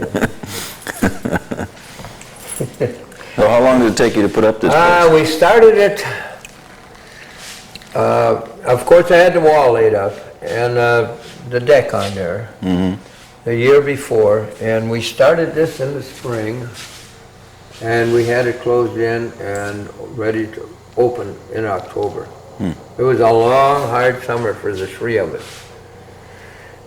And they cut the logs right here in the place? No, Where'd I these didn't come cut from? the logs, but I sawed the logs. I mean, they're slabbed on two sides, you know, I mean, and I did that on other people's mills, but I did the work. And I bought the logs from, the bulk of them from David Galazza, and some of them from Billy Weber. I mean, they were both logging. It's just pulpwood, but it's all white pine and red pine, the logs are. But they were, it just happened that in those years they were pretty heavy into pine pulpwood. And I bought logs from them in the rough, and Sean and Patty peeled them. And then we took them over to the mill and sawed them. And there they are. There they are. There's some 16-footers in here that I bought from Isaacson Lumber because I wanted continuity over the windows and over the doors, you know, Right. and I wouldn't had as rigid a wall with only, the rest of them are just 100-inch logs, 8-foot logs. Now, what about the pool table? Tell us about this. That pool table came from Platteville, Wisconsin, way down. Okay. There'll be a little more light here. Right in here? Yeah, right in here, Skip. Okay. I'll get a little light. You tell me when. Okay, shoot. That pool table came from Platteville, Wisconsin. It's in the southwest. It's not far from Dubuque, Iowa. I bought it through a fellow. His name was Butch something. Yeah. He's from Fort Atkinson, anyway, and he's in the pool table business. It was used when I bought it, of course, and it was set up in the bar we had in Omro. Right. It's a regulation size table. The slates are, well, I'm not going to say how thick they are, but each slate, there's 3 slates in the bed. Each one weighs 400 pounds. Whoa. The slates in that table weigh 1,200 pounds, over a half ton. Try to lift it. Oh, boy. The frame is relatively light. I mean, you could handle that. It's heavy, but it's, I doubt that there's, in the frame itself, there's over maybe 300-400 pounds. And But you say the- absolutely level. Well, yeah. I have a precision level that I use leveling up my machines, the machine tools. Yeah. And I use that. That level is accurate to a 1/1000 in a foot. Oh, So it's level. It's level. yeah. It's a beauty. And anyway, it was set up in a bar in Omro. When we left the bar in Omro, and when we moved up here, we dismantled the pool table, stored it for several years down in the basement until we got a license up there on the lake at Little Sand Bay, Beachcombers Haven. We set it up again, had the same fellow come up from Fort Atkinson, set it up, put new cloth on it again. And at that time, we had it covered with this kind of a salmon color the second time. I mean, original it was like this in Omro. Then when it was on the lake, it was the salmon color. Uh-huh. And then when we moved it up here, we went back to this. And we set it up for the 3rd time here. So, and they come from all over to play on this table. It's the only regulation size table in the area. Yeah, it is. It's 4.5 by 9 feet. So those little coin tables are. Yeah, there's quite a difference. Yeah. Quite a difference. This, however, isn't the largest game tables I've seen.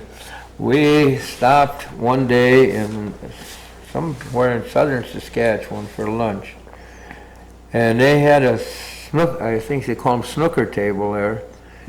It was, believe it or not, 6 by 12 feet. You could dance on it. Yeah. That's no kidding. And the snooker balls are smaller, and the pockets are smaller, and there's more pockets.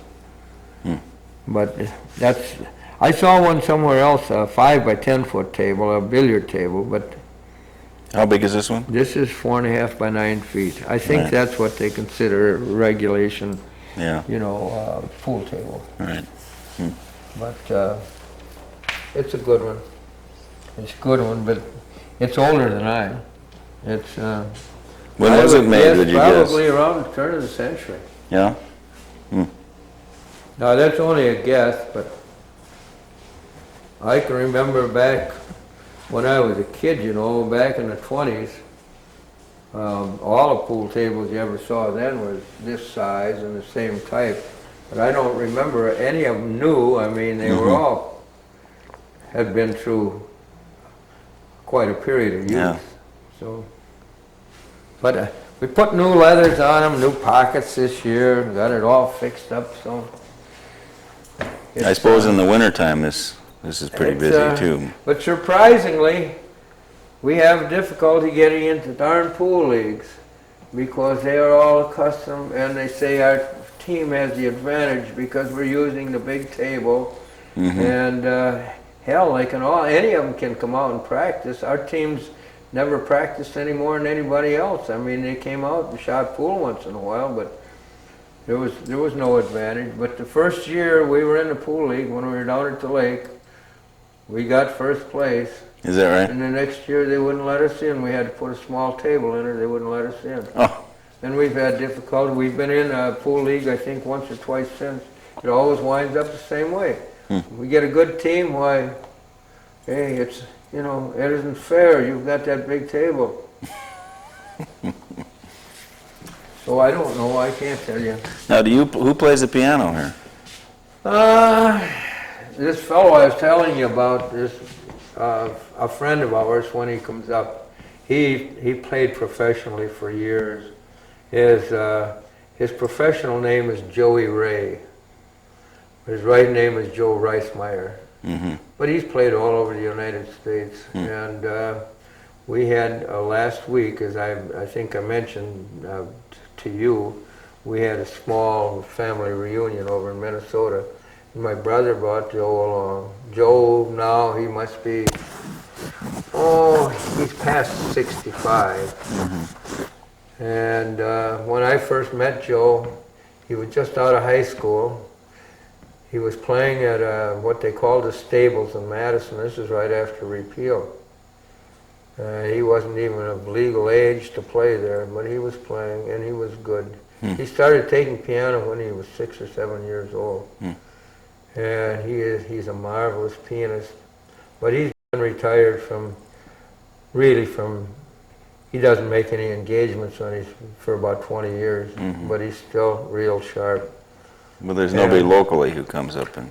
Well, I keep it locked. I'll tell you why. Because the kids come in, people will come in with their little kids, and the first thing they head for is the pool table and the piano, and start banging on the piano. And so, and then all too often somebody will come in and they have no talent at all, or they don't even know what they're doing, but they might have had a few, and they want to pound on that piano, and it's distracting to me, so I keep it locked.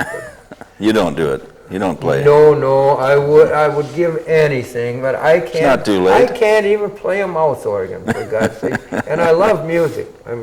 This is music life without music would be something. Yeah. Hopefully, I'm going to get Joe up here yet this fall. I've been trying to get him up for a weekend, and I'm going to leave it around, get around, because there's still people in Bayfield that heard Joe. He spent a summer in Ashland. He played over at the old Rocket Cafe over there, and they had standing room only all the time in there. He's good. He's really good. He's getting a little arthritic, and he probably doesn't have the physical ability to play like he used to, but he's still one of the top pianists that I've ever heard. Really good.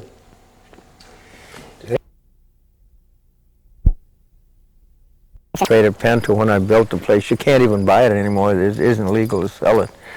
But I got, I forget, if you mix it 10 to 1, a gallon of the clear Penta and 10 gallons of petroleum product. But now you got to buy it ready mixed. They won't sell it clear anymore. It's a hazardous material, of course.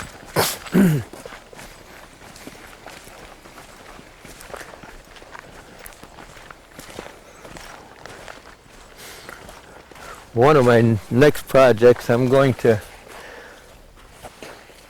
put a kind of a retaining wall here, a couple ties high, and then do some filling there so I can landscape it a little bit. It's the way it is. We've been running up and down here. We had to put a drain in front of the hangar there. When we get heavy rains, where the water runs down in there and it gets damp inside the hangar. Right. I don't have any cement floor in there or anything. It's just in the... Now, when did you put up this airstrip here? The airstrip? Yeah. It dates from the same time that the house and everything else. It's in... the airstrip is about 10 years old, too. Yeah. I think I was... You want to remember, I was 10 years younger, and I had quite a bit of get up and get in those days. I've slowed down. I'm sorry, you're going to take pictures of that plane. The wings, paint is all faded out on it and everything. I'm going to pull it in the shop this winter and refinish the wings. Oh, yeah? Yeah. Now, whose plane is this? This belongs to a fellow. He's got, the old Murray Land, Jim Erickson's old boat? Well, He lives on that. His name is Dudley... what is it? Not Lilligren, but something like that. He flew it in here 2 or 3 years ago, and it sat there ever since, except when I moved it to Mo. No kidding. No kidding. Never flied No it. kidding. What kind of a plane is it?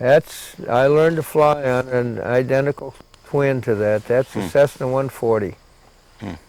And that's probably, that plane is about a 46 or 47 model. They were a good plane. They're a fun plane, but... Should be flown though, right? Yeah, he has another plane, and I don't think he flies either one of them. I guess he has what they call the Swift, Globe Swift. That's a low wing too, but it's a retractable geared plane. And he may have flown that this summer, but... Now there's a plane coming through here. Yep. I don't know whether he's going to land here or not, but probably not. I guess That's he'll a have to bigger talk to plane. the control tower first, huh? Yeah. That's pretty big, eh? It's a larger plane. He's moving right along. Yeah. But he may come in here. I'm in the process of mowing it. Oh yeah. Nice airstrip. Yeah, it does look great here. Oh yeah. 2,000 feet long, you said? Yeah, it's about 2,050 feet. But you see, that was all wooded down at that end before, but year before last, they logged part of that off. Now they're starting to log this other. You see there's a jog there. Those are the trees you were saying earlier that Yep, pilots it's have just sort of seen. a mental hazard. Yeah. Hey. Oh no, he's going on. Sounded like he was throttled back. So how big of a plane can land here? Just little single engines like this, or?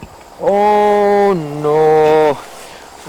There's almost any four-place can land in here.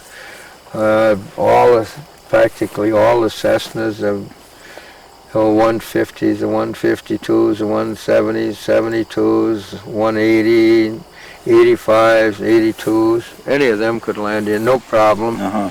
And some twins, but not too many. But of the single engines, the only one that and I don't think a Mooney would have any problem as far as that goes, but conceivably they might have a Mooney. It's a four-place, but it's kind of a hot plane. And but even a Beach Bonanza, which is about the largest of the single-engine, planes, they should get in and out of here all right. Well, how often do you have planes come through here? This year has been really dead, but normally, there's almost every weekend there'd be somebody in here, but there's been very little traffic this year. I used to have a fellow that came over regularly from Chisholm in a 180. That's a tail dragger like that. You can see the difference between a tail dragger, and that's a tri-gear. That's a tricycle gear. That little Taylor craft in there, that's a tail dragger. That little Cub, that's the J3 Cub down there. That's this Mary Beth McMullen flies that. She flies passengers in that little Cub. But that 150 Cessna over there, that's a tri-gear like mine. You've got a nose wheel instead of a tail wheel. Right. It's their flying characteristics are about the same. The only difference is their landing and takeoff. Their ground handling is a major difference between a tricycle and a conventional plane. Which handles better on the ground? Oh, the tri-gear. Yeah. Oh yeah. It's they don't require the concentration that tail draggers do. The tail draggers are a little hairier. They must be a little hairy when you get in there on the grass and everything too. Well, the thing of it is, a tail dragger will swap ends. The bulk of the balance, the greater part of the weight is behind the wheels, don't you see? Yeah. And so if you get a little bit careless or something, they'll turn and change ends with you quite quickly. But I mean, that's a simple way of putting it. Where the tri-gear won't do that. The tricycle gear won't do that.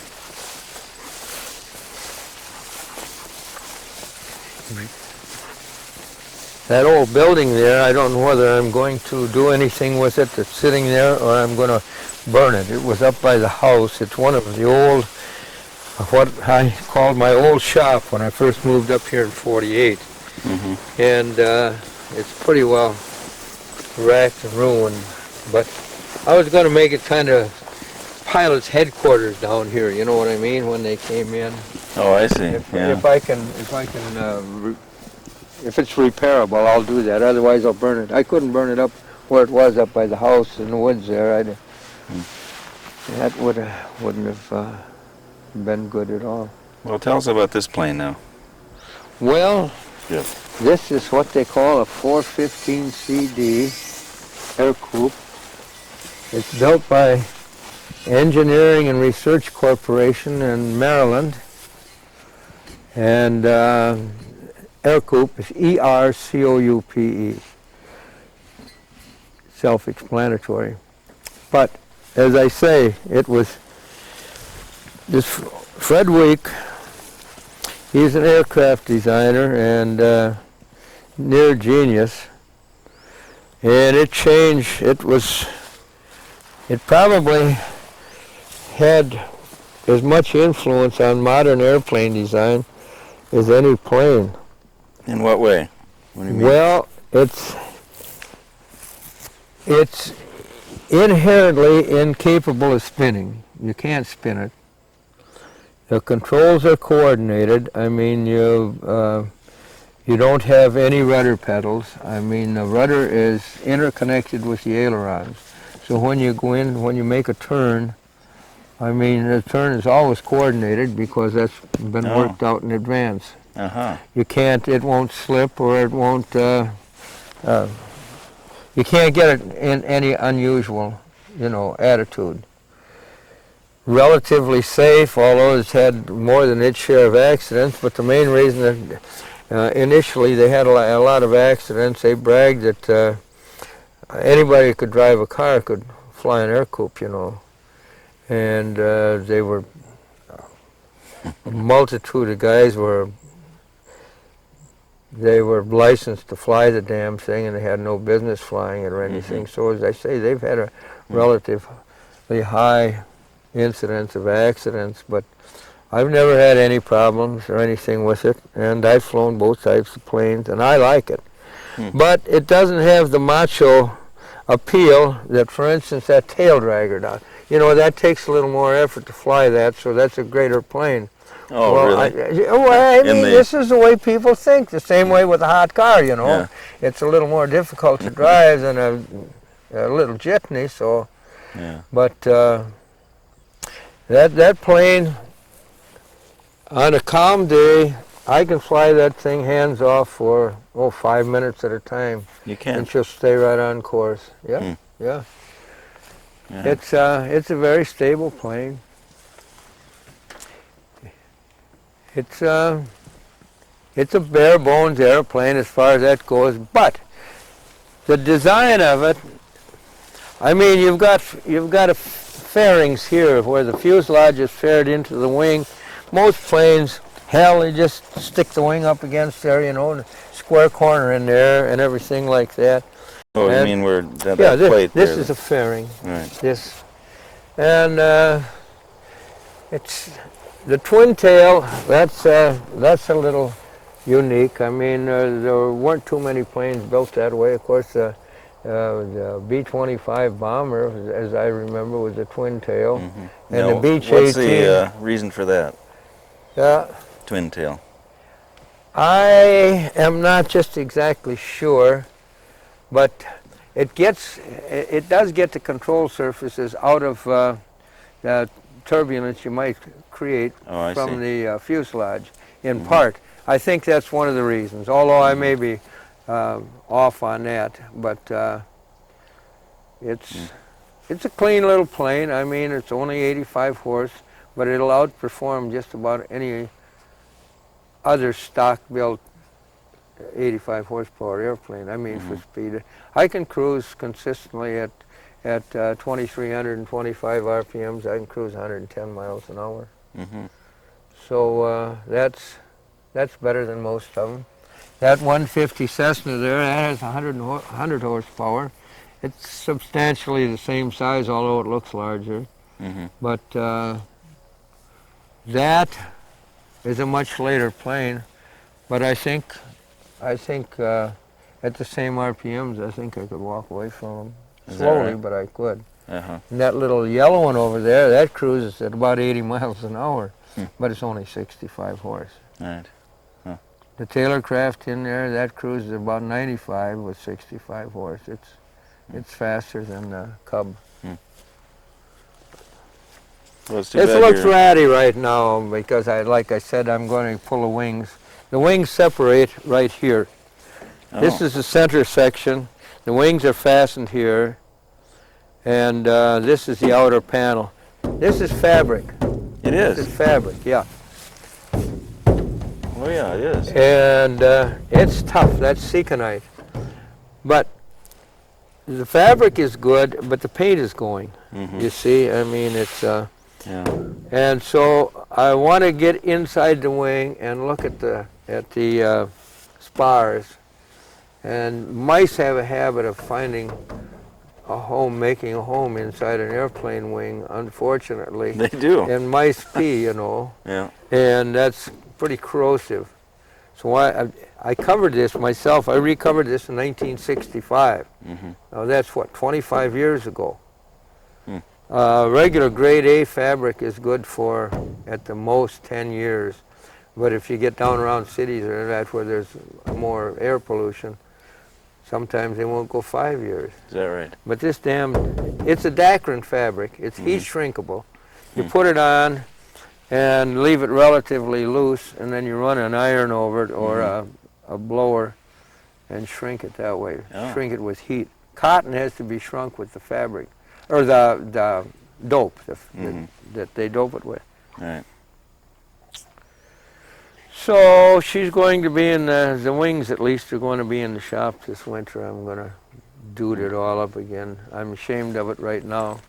It's mechanically, it's excellent. It's in Yeah. excellent shape. You do the engine work yourself? Well, what engine work there is, yes, but I have to have it signed off by a certified airframe and power plant and somebody with inspection authorization.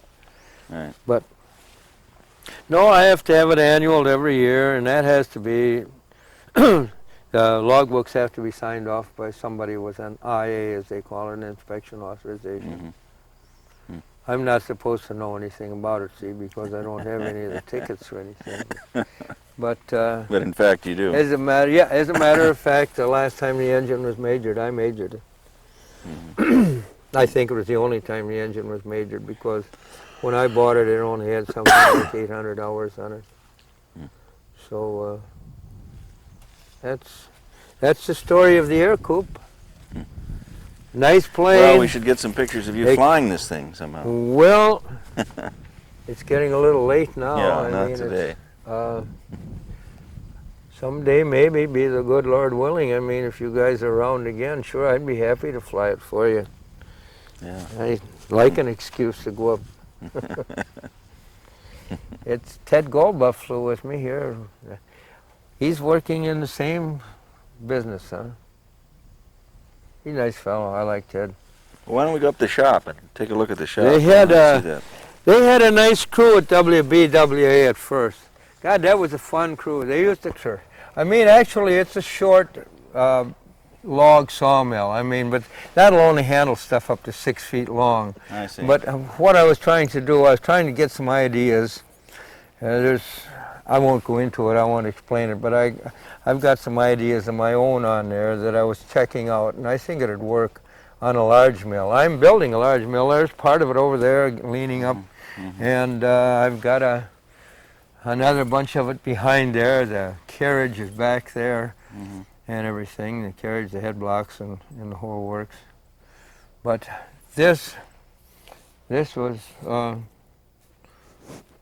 what I developed to find out if it was practical, the idea I had. Now I'm, hopefully, before they slap me in the face with a shovel, I'll get a full-size one going, you know. But I love sawmilling. I had a sawmill for quite a few years. Huh. I did it, the last couple of years I was in Madison.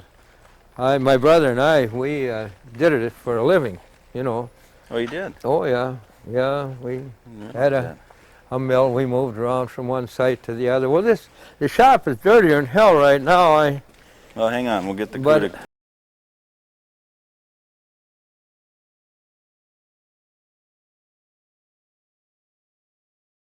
That's right. You know, he just loves people. That dog, I've never seen one like him in my life. He just, Yeah. he'd crawl right in bed with you if you'd let him. He had to get in the act here. Yeah, yeah. Now watch your step in here. Like I say, this damned old Jeep in here, I got some work to do on it, but Is this yours? here's, yeah, oh yeah. Here's where I make my living, primarily down on this end of the shop. On the lathe? What now? Yeah, this What is a do you ever Bridgeport have? here. This is a mill, a Bridgeport. It's quite a versatile machine. And, What can you do on this machine? well, you can, it's used for, how can I say, contouring surfaces, milling flat surfaces, milling keyways, boring holes, drilling holes and boring holes. Let me see if I've got something that's representative of it here. Well, these holes had to be precisely spaced in here. I did that on the Bridgeport. This is a simple job, but those holes have to be very precisely spaced. I mean, within a thousandth Is that a of each blade other. for something? What is It's for some kind of a press, a printing press. that? Oh. It's going up to Anchorage, Alaska. Here's the one they sent me. It's a friend of my daughter's. There's the one they sent down. I mean, that looks like it's pretty well shot, you know. Yeah. It's all, I don't know what the hell goes against there, but something does. But, let me see. I must be able to find something around here that we did on the mill. This is an engine lathe. This is an old machine.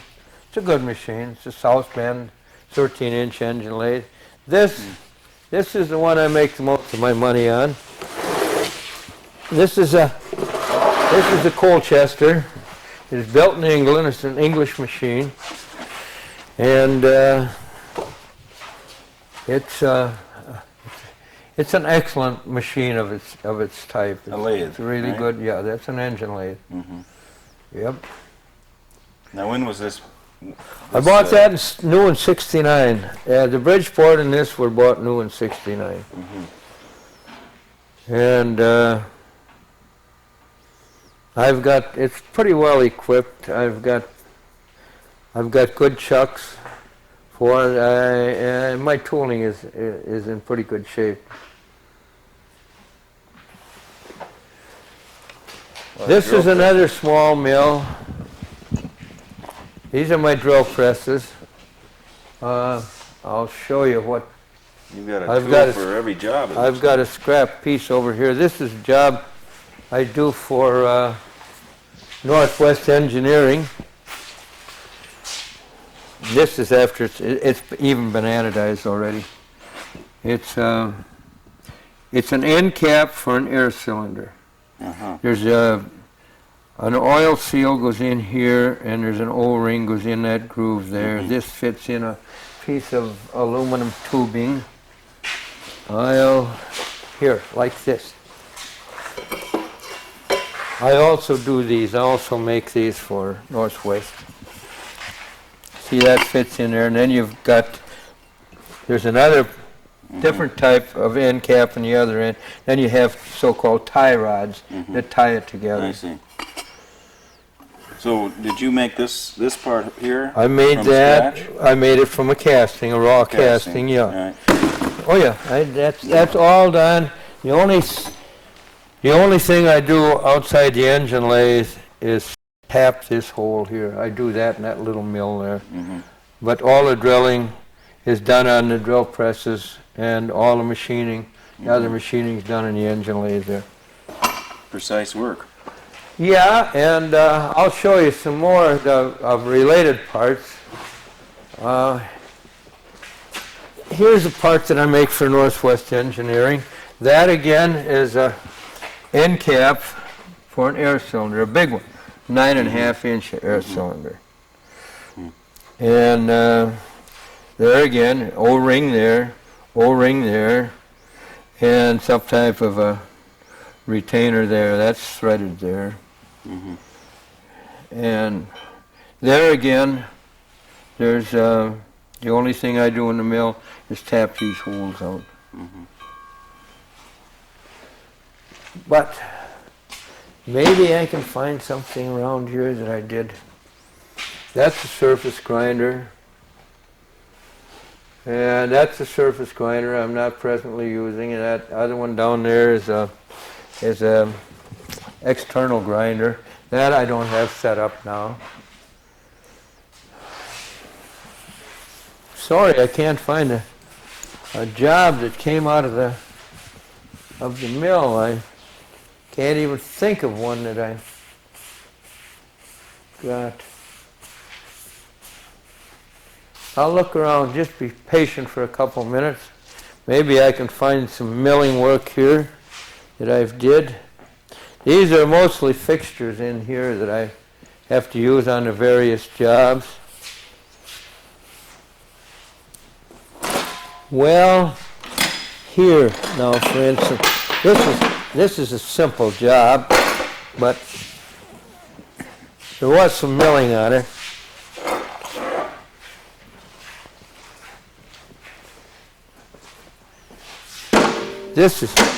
I'm an amateur gunsmith too, and this is what they call a barrel vise. Mm-hmm. Now these surfaces were milled and then probably ground afterwards, and that hole, see, that was done in a solid piece, and then it was sawed in two, you know. Mm-hmm. Or the other way you could do it, they'd be solid pieces, but you could have had them, tighten them down with these, and then bored this. That hole was bored in a mill because of the unusual shape, the irregular shape. You could have put it in a lathe and a four-jaw chuck and did the same thing, but I remember when I did this years ago, that was clamped over in the mill, and that was bored. Mm-hmm. That was bored. Mm-hmm. Now, boring, to differentiate from drilling, you bore with a single tool. I'll show you a boring head.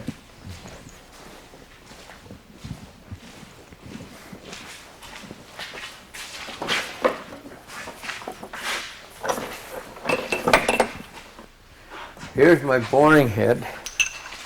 That goes in here. That fits in there. Mm-hmm. And this rotates. And then you've got this. That would be clamped in there. And there's the cutting tool. Oh, yeah. And that rotates. Now this moves on a way there. Every graduation there makes the hole 1/1000th larger, see. Mm-hmm. That would be swinging now. I'd be cutting about a 3 or 3.5 inch hole the way it's set. Mm-hmm. But that rotates. And of course, it's very precise.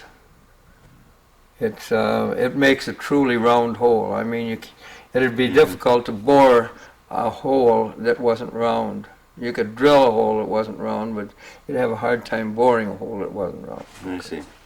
It's more or less a finishing operation, and in an application like this, I mean, there's other more complex boring machines, both vertical and horizontal, but this is it'd be difficult to get along without a Bridgeport in a small shop. Mm-hmm. I mean, there's a lot of other ways to do it, but it's a versatile machine. This head can be rotated, and you can have attachments on the back. You can have a vertical shaping attachment You can have what they call a cherrying attachment, and it's a nice machine. It's a handy machine. It's not a production machine per se. I mean, it's intended just for a small shop. It's doing small lot jobs. If you were going into production, well, you'd have considerably more machine than that. Right. But Right. it's just a small, relatively precise machine that's ideal for a small shop. Not high production work or anything.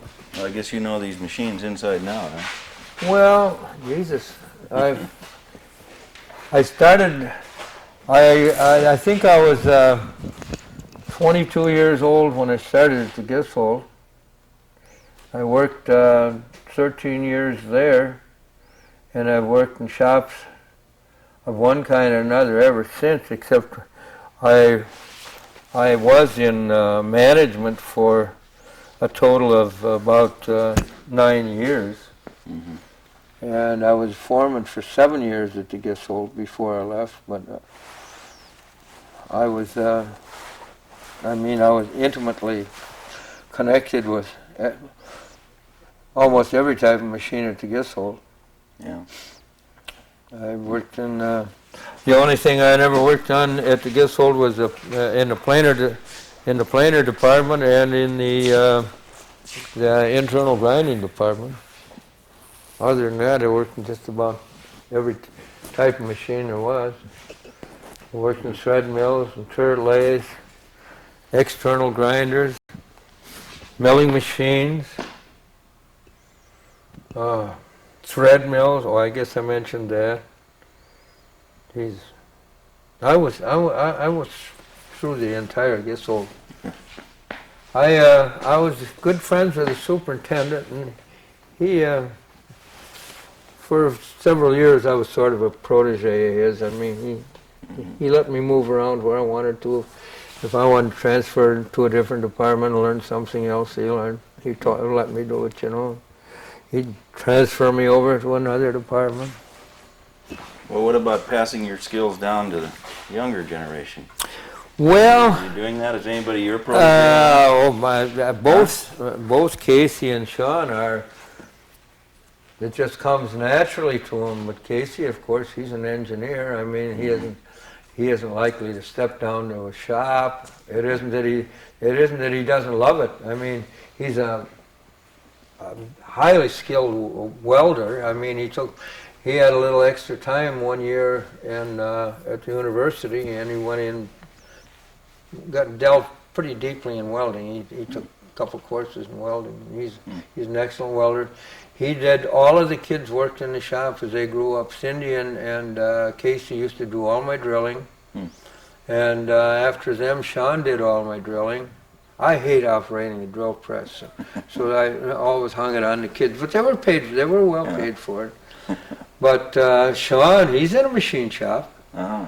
But I don't think he'd want to, I mean, as I say, he's in a high-tech shop where they do work for Ford Motor Company and for Eaton, and essentially they do work for the automotive industry. They make transmission housings and stuff like that. Some really complex work. And they make a lot of parts for Polaris snowmobiles and Toro lawnmowers. But it's a whole different ballgame. Working with this kind of equipment then is really becoming a vanishing art. It is. I mean, the old journeyman machinist, I mean, another 20 years he'll be a thing of the past. They'll be all gone. Mm-hmm. They'll be all gone. And still, I mean, I don't know. Somebody comes along, I mean, he needs a new propeller shaft or something. Somebody's going to have to make it for him, something like that. Well, we use propeller shafts for instance, somebody bends a shaft out there. Almost every one of those are more or less tailor-made to the boat, I mean, even these boats that they turn them out dozens of kind and everything, too frequently they have different engines in them or one thing and another, and they need a different length propeller shaft or something. You almost have to go to a small shop or go to a marine supply company and order it, state the length, the number of the taper on there, the size of the keyway and all of that, and it'll be jobbed out to some shop, but ultimately it'll be a shop like mine that makes them, Or for instance, straightening a shaft, you don't do that on a production basis. I mean, each one is a case unto itself, depends on where and how it's bent and everything. Jobs like that, I mean, they're going to have somebody with the type of equipment I got, but who knows what'll be down the line 20 years from now. Maybe they can do all of that, just feed it into a computer and put it on the machine. I don't know. Yeah. As I say, I've been through Sean's shop several times, and it's amazing. It's amazing. Yeah. You can almost keep completely clean in those shops. I mean, the machines are completely closed in. They've got coolant just flows, I mean, it's just deluged in coolant because they machine at such a high rate of speed that they have to. I see. They use carbides are old hat. They're into ceramic tools now, I mean, they'll stand even higher speeds. And so a lot of the tools they use are ceramics.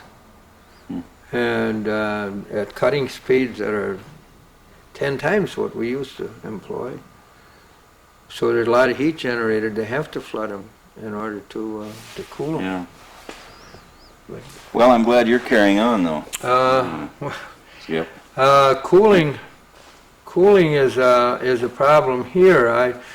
I'm not set up. I have coolant system on my lathe, but I only use it when I have to. Aluminum has a relatively high coefficient of expansion. So if that part that I'm machining were to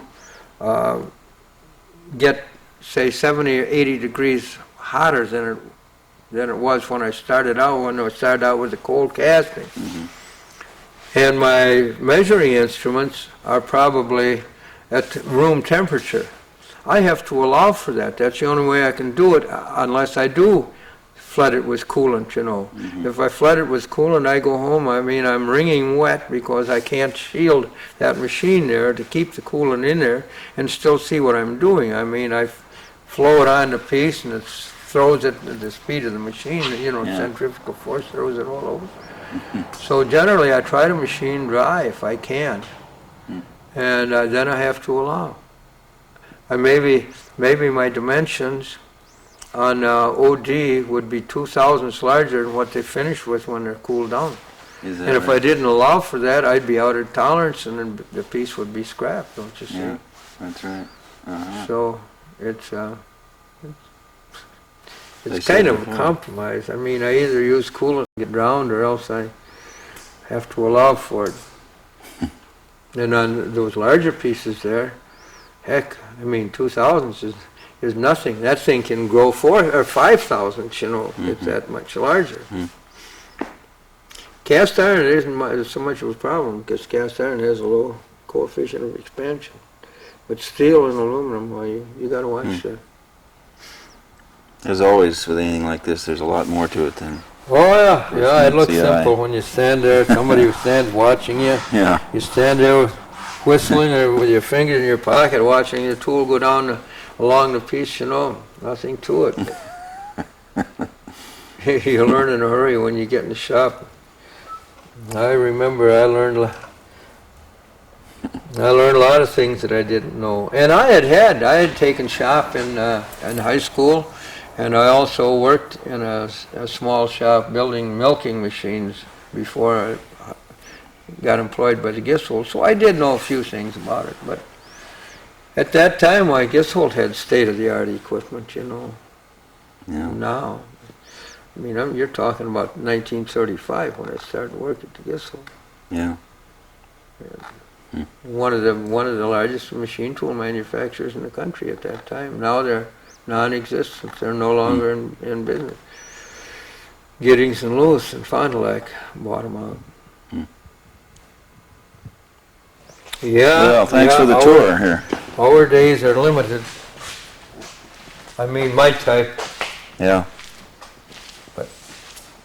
I would like to have thought that my kids, naturally, but I had always hoped for better things. I mean, Casey is, both of my boys are, not just because they're mine, they're very intelligent. Casey